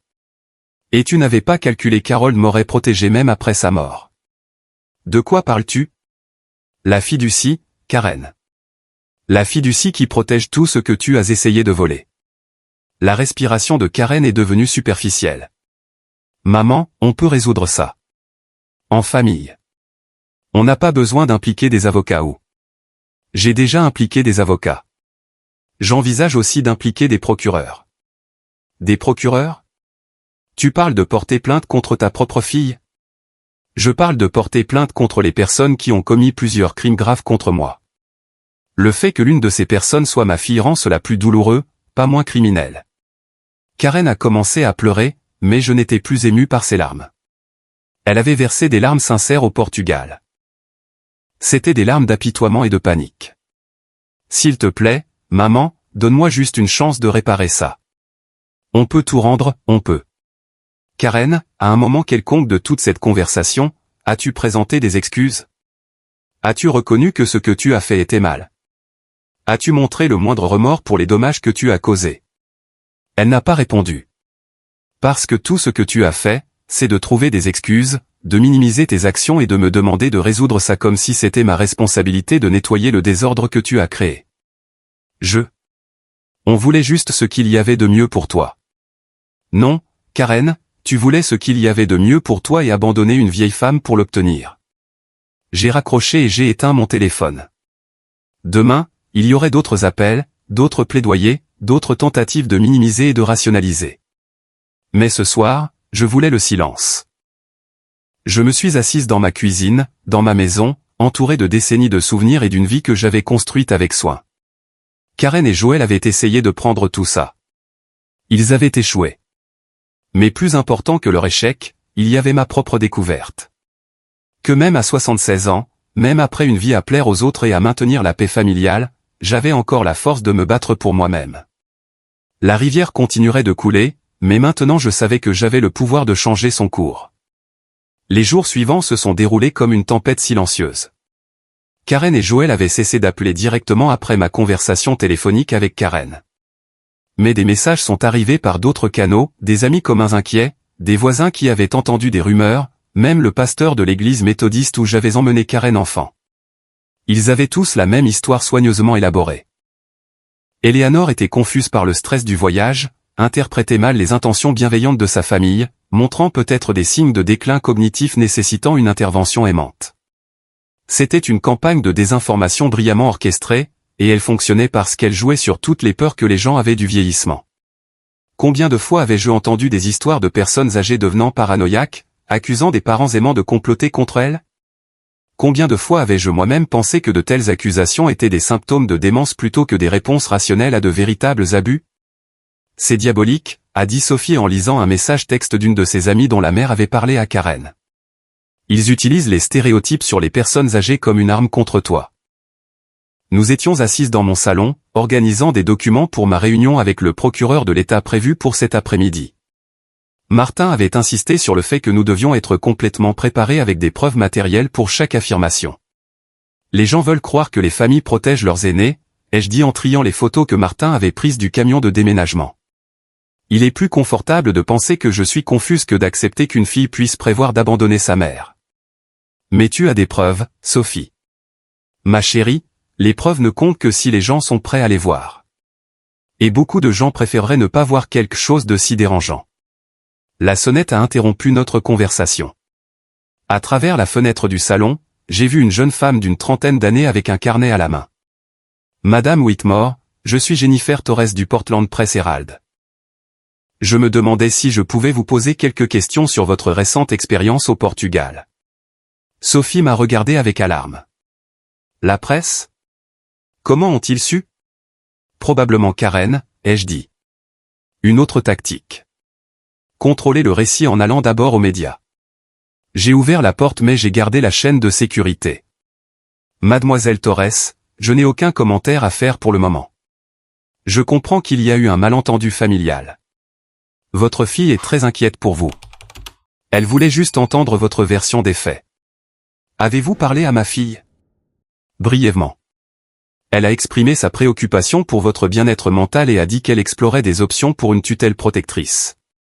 Les mots m'ont frappé comme un poing. Tutelle protectrice. Karen n'essayait pas seulement de contrôler le récit public. Elle prenait des mesures juridiques pour faire déclarer officiellement mon incompétence. Mademoiselle Torres, comme je vous l'ai dit, je n'ai aucun commentaire. Si vous voulez toute l'histoire, je vous suggère de parler à mon avocat, Martin Bell. J'ai fermé la porte et j'ai immédiatement appelé Martin. Eleanor, je suis déjà au courant, a-t-il dit avant que je puisse parler. Karen a déposé une requête pour une tutelle d'urgence ce matin. Elle prétend que vous montrez des signes de paranoïa et de détérioration cognitive et que vous représentez un danger pour vous-même. Peut-elle faire ça? Elle peut en faire la demande, mais elle devra le prouver au tribunal. Et nous avons des preuves substantielles que ces motifs ne sont pas bienveillants. Que dois-je faire? Vous avez besoin d'un examen psychologique indépendant. J'en ai déjà programmé un pour demain matin avec le docteur Sarah Chen. C'est une spécialiste des évaluations médico-légales de la capacité mentale. Sophie avait écouté ma conversation et quand j'ai raccroché, elle avait l'air malade. Maman essaie de te faire déclarer mentalement incompétente. Apparemment. Mais ça ne peut pas marcher, n'est-ce pas? Il est évident que tu vas bien, Sophie. Le système juridique ne fonctionne pas toujours sur la base de ce qui est évident. Il fonctionne sur la base de preuves, de procédures et parfois, malheureusement, de préjugés sur l'âge. J'ai passé le reste de la matinée à faire des recherches en ligne sur les cas de tutelle abusive. C'était un schéma plus courant que je ne l'avais imaginé. Des parents utilisant le système juridique pour prendre le contrôle des personnes âgées, fréquemment avec des motifs financiers. Une fois la tutelle établie, la personne âgée perdait pratiquement tous ses droits légaux. Elle ne pouvait pas signer de contrat, gérer ses propres finances, ni même choisir où vivre. C'était exactement ce que Karen avait essayé d'obtenir au Portugal. Mais maintenant, elle utilisait le système juridique américain pour obtenir les mêmes résultats. À 2 heures de l'après-midi, Sophie et moi nous sommes rendus au bureau du procureur de l'État à Augusta. La procureure chargée de l'affaire était une femme dans la quarantaine nommée Patricia Reeves, avec des cheveux gris prématurés et la manière directe de quelqu'un qui avait vu trop de cas d'abus. Madame Whitmore, a-t-elle dit après avoir examiné nos documents. Votre cas est particulièrement flagrant car il implique plusieurs juridictions et montre un niveau de planification qui suggère que ce n'était pas un acte impulsif. Qu'est-ce que cela signifie en termes d'accusation possible? Dans le Maine, l'abandon criminel d'une personne vulnérable est un crime de classe C, passible d'une peine pouvant aller jusqu'à 5 ans de prison. La falsification de documents ajoute 5 autres années potentielles. Les aspects internationaux pourraient déclencher des accusations fédérales d'enlèvement et de traite des êtres humains. Sophie s'est agitée mal à l'aise sur sa chaise. La traite des êtres humains? N'est-ce pas un peu extrême? La traite des êtres humains comprend le transport d'une personne à travers les frontières internationales par la tromperie à des fins d'exploitation, a expliqué Reeves. Votre grand-mère a été transportée au Portugal sous de faux prétextes et y a été abandonnée pour que ses enfants puissent exploiter ses actifs financiers. Techniquement, cela se qualifie. Quelles sont les chances de condamnation? Ai-je demandé. Avec les preuves que vous avez, très élevées. La documentation est exhaustive. Vous avez des témoignages de témoins au Portugal et ici, et le schéma de comportement avant et après l'abandon est clairement criminel. Et la requête de tutelle que Karen a déposée. Reeves a souri sombrement. Cela joue en notre faveur. Cela renforce notre argument selon lequel ces motifs étaient financiers, et non liés aux soins. Il est difficile de prétendre que vous vous inquiétiez du bien-être de votre mère lorsque vous l'accusez simultanément d'être mentalement incompétente pour éviter des accusations criminelles. Que se passe-t-il maintenant? Ça dépend de vous. On peut engager des poursuites complètes, ce qui entraînerait probablement une peine de prison pour les deux. Ou on peut utiliser la menace d'accusation pour négocier un accord de plaidoyer qui comprend une restitution, un service communautaire et probablement une peine de prison réduite. Que recommanderiez-vous? Honnêtement, je recommanderais des poursuites complètes. Des cas comme celui-ci doivent créer des précédents pour dissuader les autres. Mais je comprends qu'il y a des considérations familiales en jeu. Sophie était restée silencieuse pendant la majeure partie de la réunion, mais maintenant elle a parlé. Puis-je poser une question? Bien sûr. Si grand-mère ne porte pas plainte, est-il plus probable que mes parents essaient quelque chose comme ça à nouveau avec quelqu'un d'autre? Reeves a hoché solennellement la tête. Malheureusement, oui. Les auteurs d'abus financiers envers les personnes âgées commettent rarement un seul crime. Et les tactiques qu'ils ont utilisées avec votre grand-mère sont sophistiquées. Et quelqu'un leur a probablement appris. Quelqu'un leur a appris? On enquête sur des liens avec d'autres cas similaires.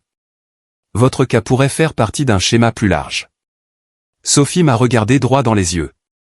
Alors tu dois porter plainte, grand-mère. Pas seulement pour toi, mais pour toutes les autres grand-mères qui pourraient être les prochaines.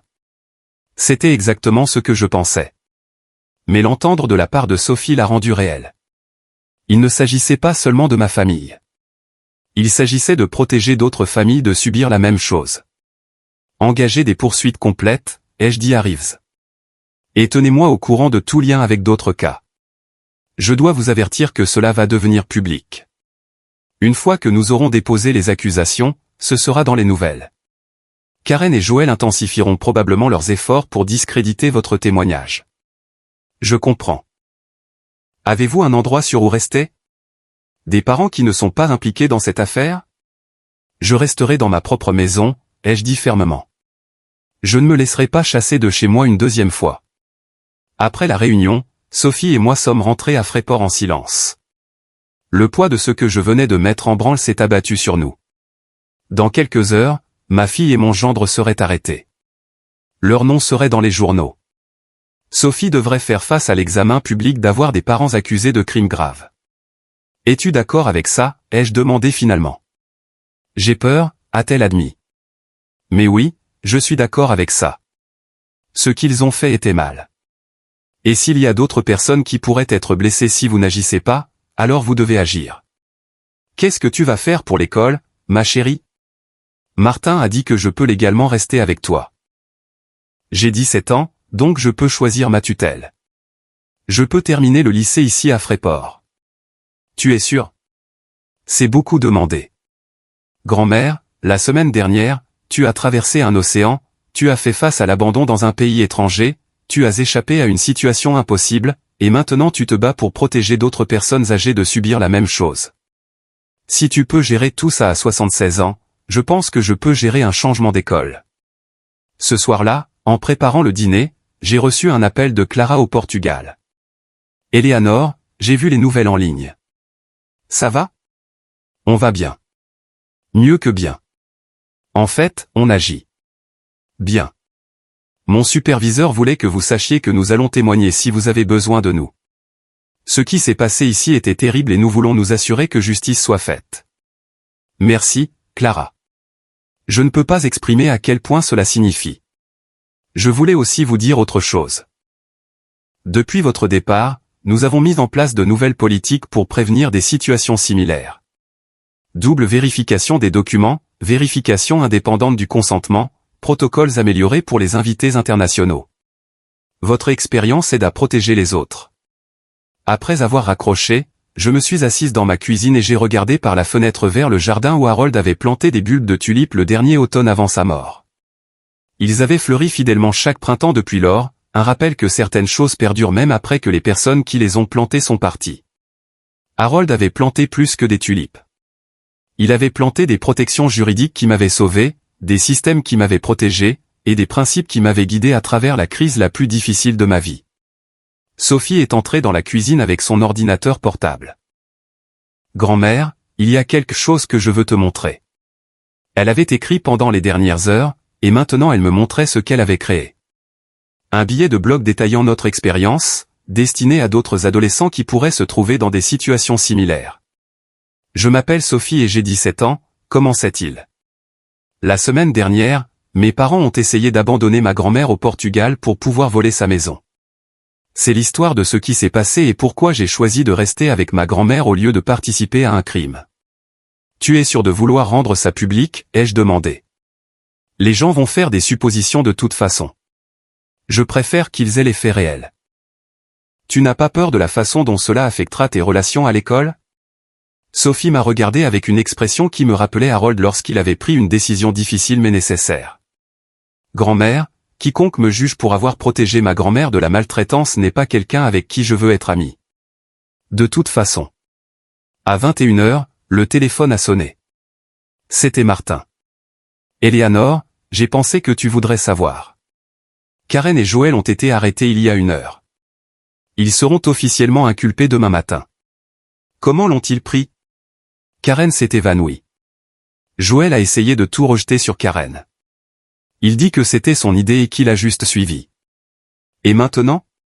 Maintenant, ils ont la possibilité de plaider coupable en échange de peines réduites ou on peut aller au procès. Étant donné la force des preuves, je soupçonne qu'ils accepteront l'accord. Quel genre de peine envisageons-nous?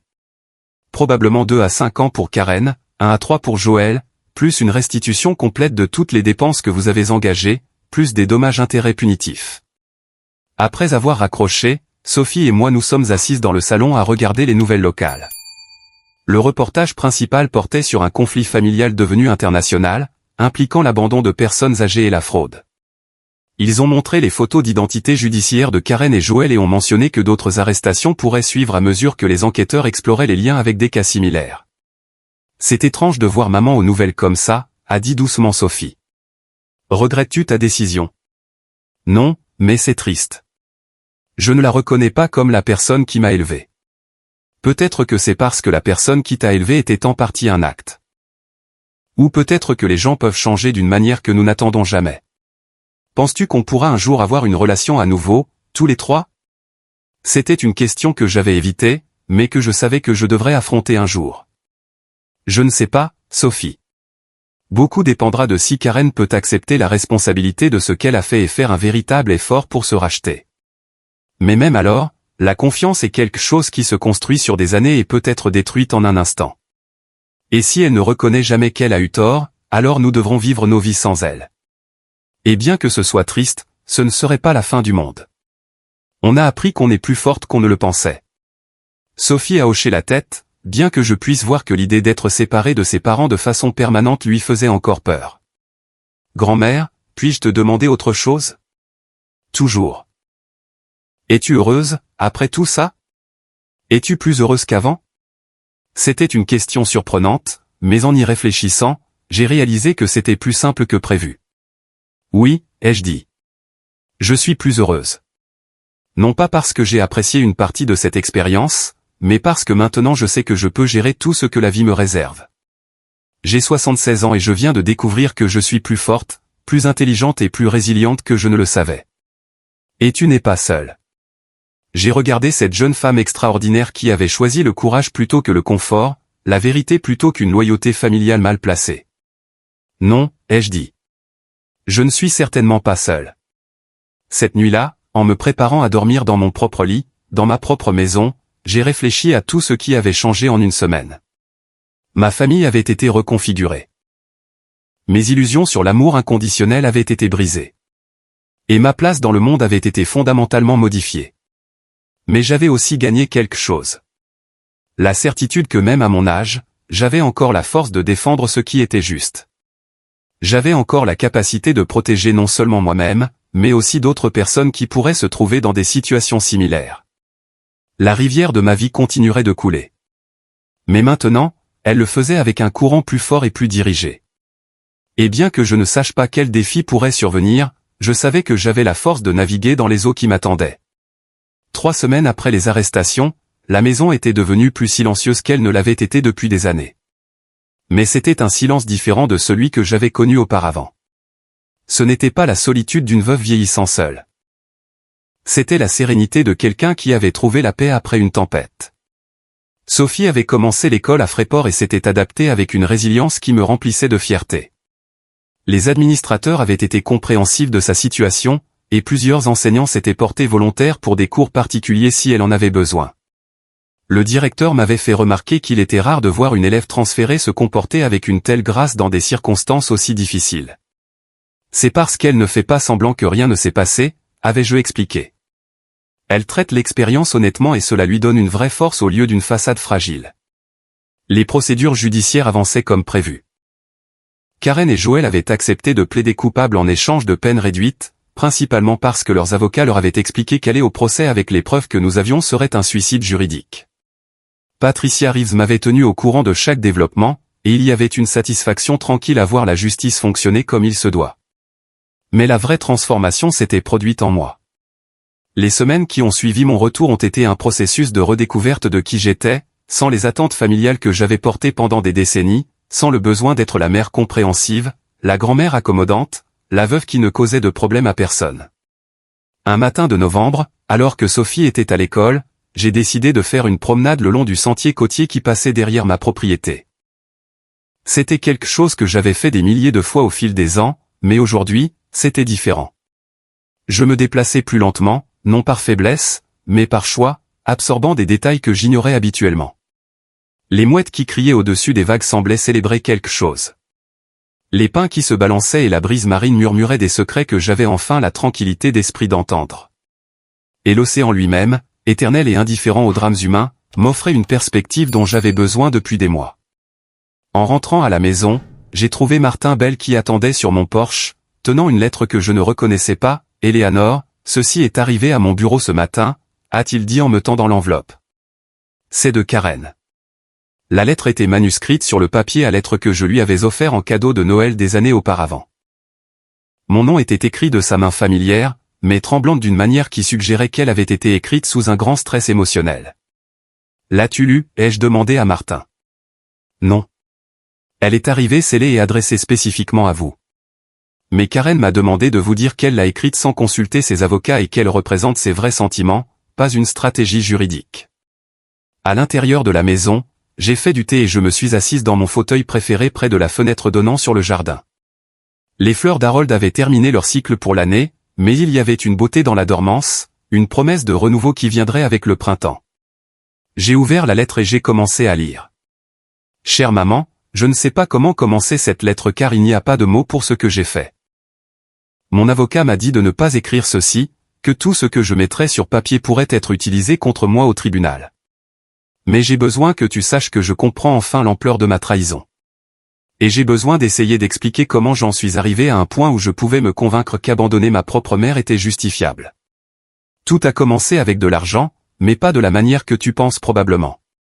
Joël a perdu son emploi il y a 8 mois, et on ne te l'a pas dit parce qu'il avait honte. On a commencé à utiliser nos cartes de crédit pour les dépenses de base, en se disant que ce serait temporaire. Mais les mois ont passé, les dettes ont augmenté et j'ai commencé à paniquer à l'idée de perdre la maison, de ne pas pouvoir payer les frais de scolarité de Sophie. C'est à ce moment-là que Joël a suggéré, peut-être qu'il était temps que nous considérions ton avenir de manière plus pratique. Au début, ce n'était que des paroles. Combien de temps pourrais-tu vivre seul en toute sécurité? Si la maison était trop grande pour toi, que se passerait-il si tu tombais malade? Des conversations que beaucoup de familles ont. Mais lentement, sans réaliser comment cela se produisait, ces conversations sont devenues à propos de nous au lieu de toi, de ce dont nous avions besoin, de ce que nous méritions. Combien tout serait plus facile si nous n'avions pas à nous soucier que tu vives seul dans cette grande maison. Joël a commencé à faire des recherches sur les maisons de retraite, au départ juste au cas où. Puis il a commencé à parler à d'autres de ce qu'ils avaient fait lorsque leurs parents ne pouvaient plus vivre de manière autonome. C'est là qu'il a rencontré les gens qui lui ont appris les tactiques pour les familles en situation difficile. Je ne veux pas que tu penses que j'ai été manipulé ou trompé. J'ai participé activement à chaque décision. Quand Joël a suggéré que tu serais peut-être plus heureuse dans un endroit où tu aurais une compagnie constante et des soins médicaux, j'ai ajouté que tu te sentirais probablement coupable d'être un fardeau si nous ne le présentions pas de la bonne manière. Quand il a suggéré qu'un voyage en famille serait un bon moyen de faire la transition, c'est moi qui ai insisté sur le Portugal parce que je savais que tu avais toujours voulu y aller. Je pensais que ça rendrait tout plus facile, plus doux en quelque sorte. Et quand il est devenu clair que tu n'allais pas choisir de rester volontairement au centre de soins, c'est moi qui ai suggéré que nous devions peut-être prendre la décision pour toi, pour ton propre bien. Maman, j'étais tellement perdu dans mon propre récit de sacrifice et de nécessité que je ne pouvais pas voir que ce que je planifiais était un abandon pur et simple. Je m'étais convaincu que tu étais un fardeau que nous ne pouvions plus gérer au lieu d'une personne avec des droits et de la dignité. Sophie a essayé de me parler plusieurs fois.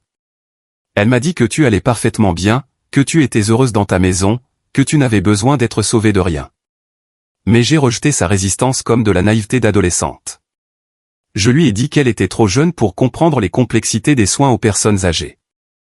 La vérité, c'est que Sophie a compris quelque chose que j'avais refusé de voir.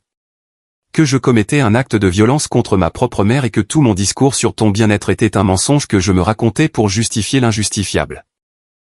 Quand je t'ai laissé dans ce parking à Lisbonne, je savais exactement ce que je faisais. Je savais que tu étais complètement compétente. Je savais que tu ne voulais pas être là. Et je savais que je te volais ton autonomie et ta dignité. Mais j'étais tellement engagé dans le plan. Si désespéré de la solution qu'il représentait à nos problèmes financiers que j'ai continué quand même.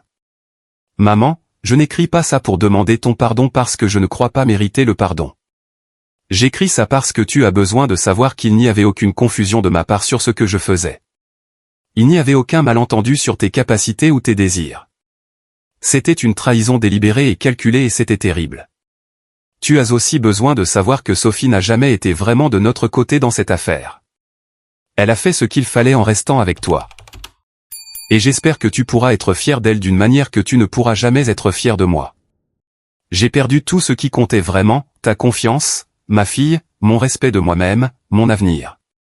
Mais tu as gagné quelque chose que tu n'avais pas avant. La certitude que tu es plus forte que nous ne le savions tous, y compris toi-même. Je ne vais pas te demander de me pardonner ou de maintenir une relation avec moi quand je sortirai de prison. Je ne vais pas te demander d'expliquer mes actions à Sophie ou d'essayer de réparer notre famille. J'ai tout cassé moi-même et ce n'est pas ton travail de le réparer. Je veux juste que tu saches que je vois enfin clairement ce que j'ai fait et que si je pouvais annuler chaque décision que j'ai prise au cours des 8 derniers mois, je le ferais instantanément. Mais je ne le peux pas. Alors, à la place, je vivrai avec les conséquences et j'espère que d'une manière ou d'une autre, mon exemple servira d'avertissement à d'autres familles qui pourraient être tentées de prendre des raccourcis similaires. Je t'aime, maman. Je t'ai toujours aimé, mais l'amour n'excuse pas ce que j'ai fait. Et je comprends si tu ne peux jamais me pardonner. Karen. Après avoir fini de lire, je suis resté assise en silence pendant un long moment, tenant la lettre dans mes mains. Ce n'étaient pas les excuses que j'attendais, car ce n'étaient pas vraiment des excuses du tout. C'était une confession, une reconnaissance, une tentative de faire face à la vérité sans l'embellir ni la minimiser. Et pour la première fois depuis le Portugal, j'ai ressenti quelque chose qui ressemblait à de la compassion pour ma fille. Non pas de la compassion pour ses actions, qui restaient impardonnables, mais de la compassion pour la personne qui s'était si complètement perdue dans son propre désespoir qu'elle avait été capable de trahir tout ce qu'elle prétendait valoriser. Oh, Martin avait attendu sur le porche, me donnant de l'intimité pour lire. Quand je suis sorti pour le trouver, il a dû voir quelque chose dans mon expression. Mauvaise nouvelle, a-t-il demandé. Des nouvelles honnêtes, ai-je répondu. Pour la première fois depuis des mois, Karen m'a dit toute la vérité. Est-ce que ça change quelque chose pour toi? J'ai réfléchi attentivement à la question. Ça change ma compréhension de la façon dont cela s'est produit, mais ça ne change pas les conséquences qui doivent suivre. Karen doit faire face aux résultats juridiques de ses actions, et je dois me protéger de toute manipulation future. Mais ça m'aide aussi à comprendre que je n'étais pas aveugle à des signes que j'aurais dû voir. Cela m'a été soigneusement caché jusqu'à ce qu'il soit trop tard pour l'empêcher. Et Sophie. Sophie devrait lire ça si elle le veut, mais seulement quand elle sera prête. Il n'y a pas d'urgence à tout traiter en même temps. Cet après-midi-là, quand Sophie est rentrée de l'école, je lui ai parlé de la lettre et je la lui ai offerte. Elle l'a prise mais ne l'a pas ouverte immédiatement. Comment t'es-tu senti en la lisant? A-t-elle demandé. Triste, soulagée, plus claire sur les raisons de tout ça, mais pas moins résolue sur ce qui doit arriver ensuite. Penses-tu que maman a vraiment changé, ou est-ce qu'elle dit juste ce qu'elle pense que tu veux entendre? Je pense que ta mère fait enfin face à la réalité de ce qu'elle a fait. Mais un vrai changement prend des années et doit être démontré par des actions, pas seulement des mots. Sophie a hoché la tête et a mis la lettre dans son sac à dos. Je la lirai quand je serai prête. Pour l'instant, je veux juste me concentrer sur les bonnes choses qui se passent. Les bonnes choses qui se passaient comprenaient les excellentes notes de Sophie à sa nouvelle école, les amitiés qu'elle nouait avec des camarades de classe qui admiraient sa force, et les projets que nous faisions pour les vacances d'hiver. Elle comprenait également des changements dans ma propre vie qui auraient été impensables avant le Portugal.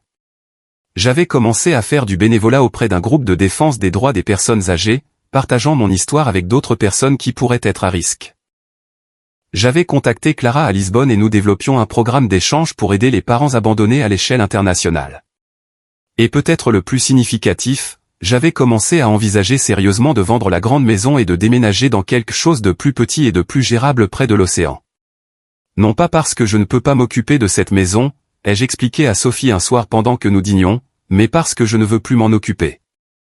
Je veux utiliser mon énergie pour de nouvelles choses, pas pour entretenir quelque chose de construit pour une vie différente.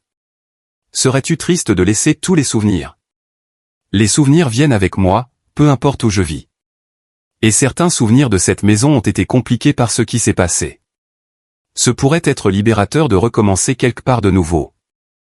Puis-je aider à choisir la nouvelle maison? Sophie, j'espère que tu pourras aider à concevoir la nouvelle maison. Je veux un endroit qui fonctionne pour nous deux, où tu pourras avoir des amis, où nous pourrons avoir une famille qui mérite d'être là. Penses-tu que maman méritera un jour d'être là? C'était la question que j'avais évitée, mais que je savais que nous devrions affronter un jour. Je ne sais pas encore, ai-je dit honnêtement. Beaucoup dépendra de ce qu'elle fera au cours des prochaines années. Mais Sophie, tu dois comprendre que peu importe ce qui se passe entre ta mère et moi, ta relation avec elle est distincte et indépendante. Que veux-tu dire? Je veux dire que si jamais tu veux essayer de reconstruire une relation avec elle, tu n'as pas à choisir entre elle et moi. Et si tu décides que tu ne peux pas pardonner ce qu'elle a fait, tu n'as pas non plus à te sentir coupable pour ça. Sophie a souri, mais c'était un sourire triste. C'est étrange, n'est-ce pas? Il y a un mois, je pensais savoir exactement à quoi ressemblait ma famille. Maintenant, j'ai l'impression qu'on invente ce que signifie la famille jour après jour. Peut-être que ce n'est pas si étrange. Peut-être que les meilleures familles sont celles que nous choisissons de créer consciemment au lieu de celles que nous tenons pour acquises. Cette nuit-là, après que Sophie se soit couchée, je suis sorti sur le porche arrière et j'ai regardé vers l'océan. Les étoiles brillaient dans le ciel clair de novembre, et le bruit des vagues offrait le même réconfort que j'avais trouvé pendant des décennies. Mais pour la première fois depuis des années, quand je regardais vers l'avenir, je ne voyais pas seulement plus de la même chose. Je voyais des possibilités. Je voyais des aventures. Je voyais une vie qui était plus petite à certains égards, mais plus authentique dans tout ce qui comptait. La rivière de ma vie avait trouvé un nouveau cours, un que j'avais choisi au lieu d'un qui m'avait été imposé.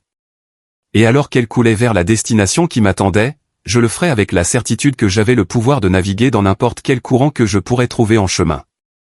À l'intérieur de la maison, je pouvais entendre Sophie jouer du piano, travaillant sur un morceau de Chopin qu'on lui avait assigné à sa nouvelle école. Les notes flottaient dans la nuit de novembre, complexes et belles, et entièrement les siennes. Demain, il y aurait d'autres décisions à prendre, d'autres pas vers l'avenir que nous construisions ensemble. Mais ce soir, il y avait la paix. Ce soir, il y avait de la musique. Ce soir, il y avait la satisfaction de savoir que lorsque la vie m'avait mise à l'épreuve de la manière la plus profonde possible, j'avais trouvé la force non seulement de survivre, mais de m'épanouir. La porte est restée ouverte derrière moi alors que je rentrais à l'intérieur. Non par négligence, mais par choix.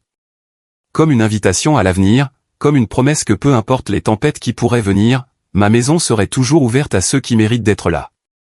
Et comme toujours, la mer est restée calme, témoin éternel des petites transformations humaines qui se déroulaient sur son rivage, indifférente, mais non dénuée de grâce.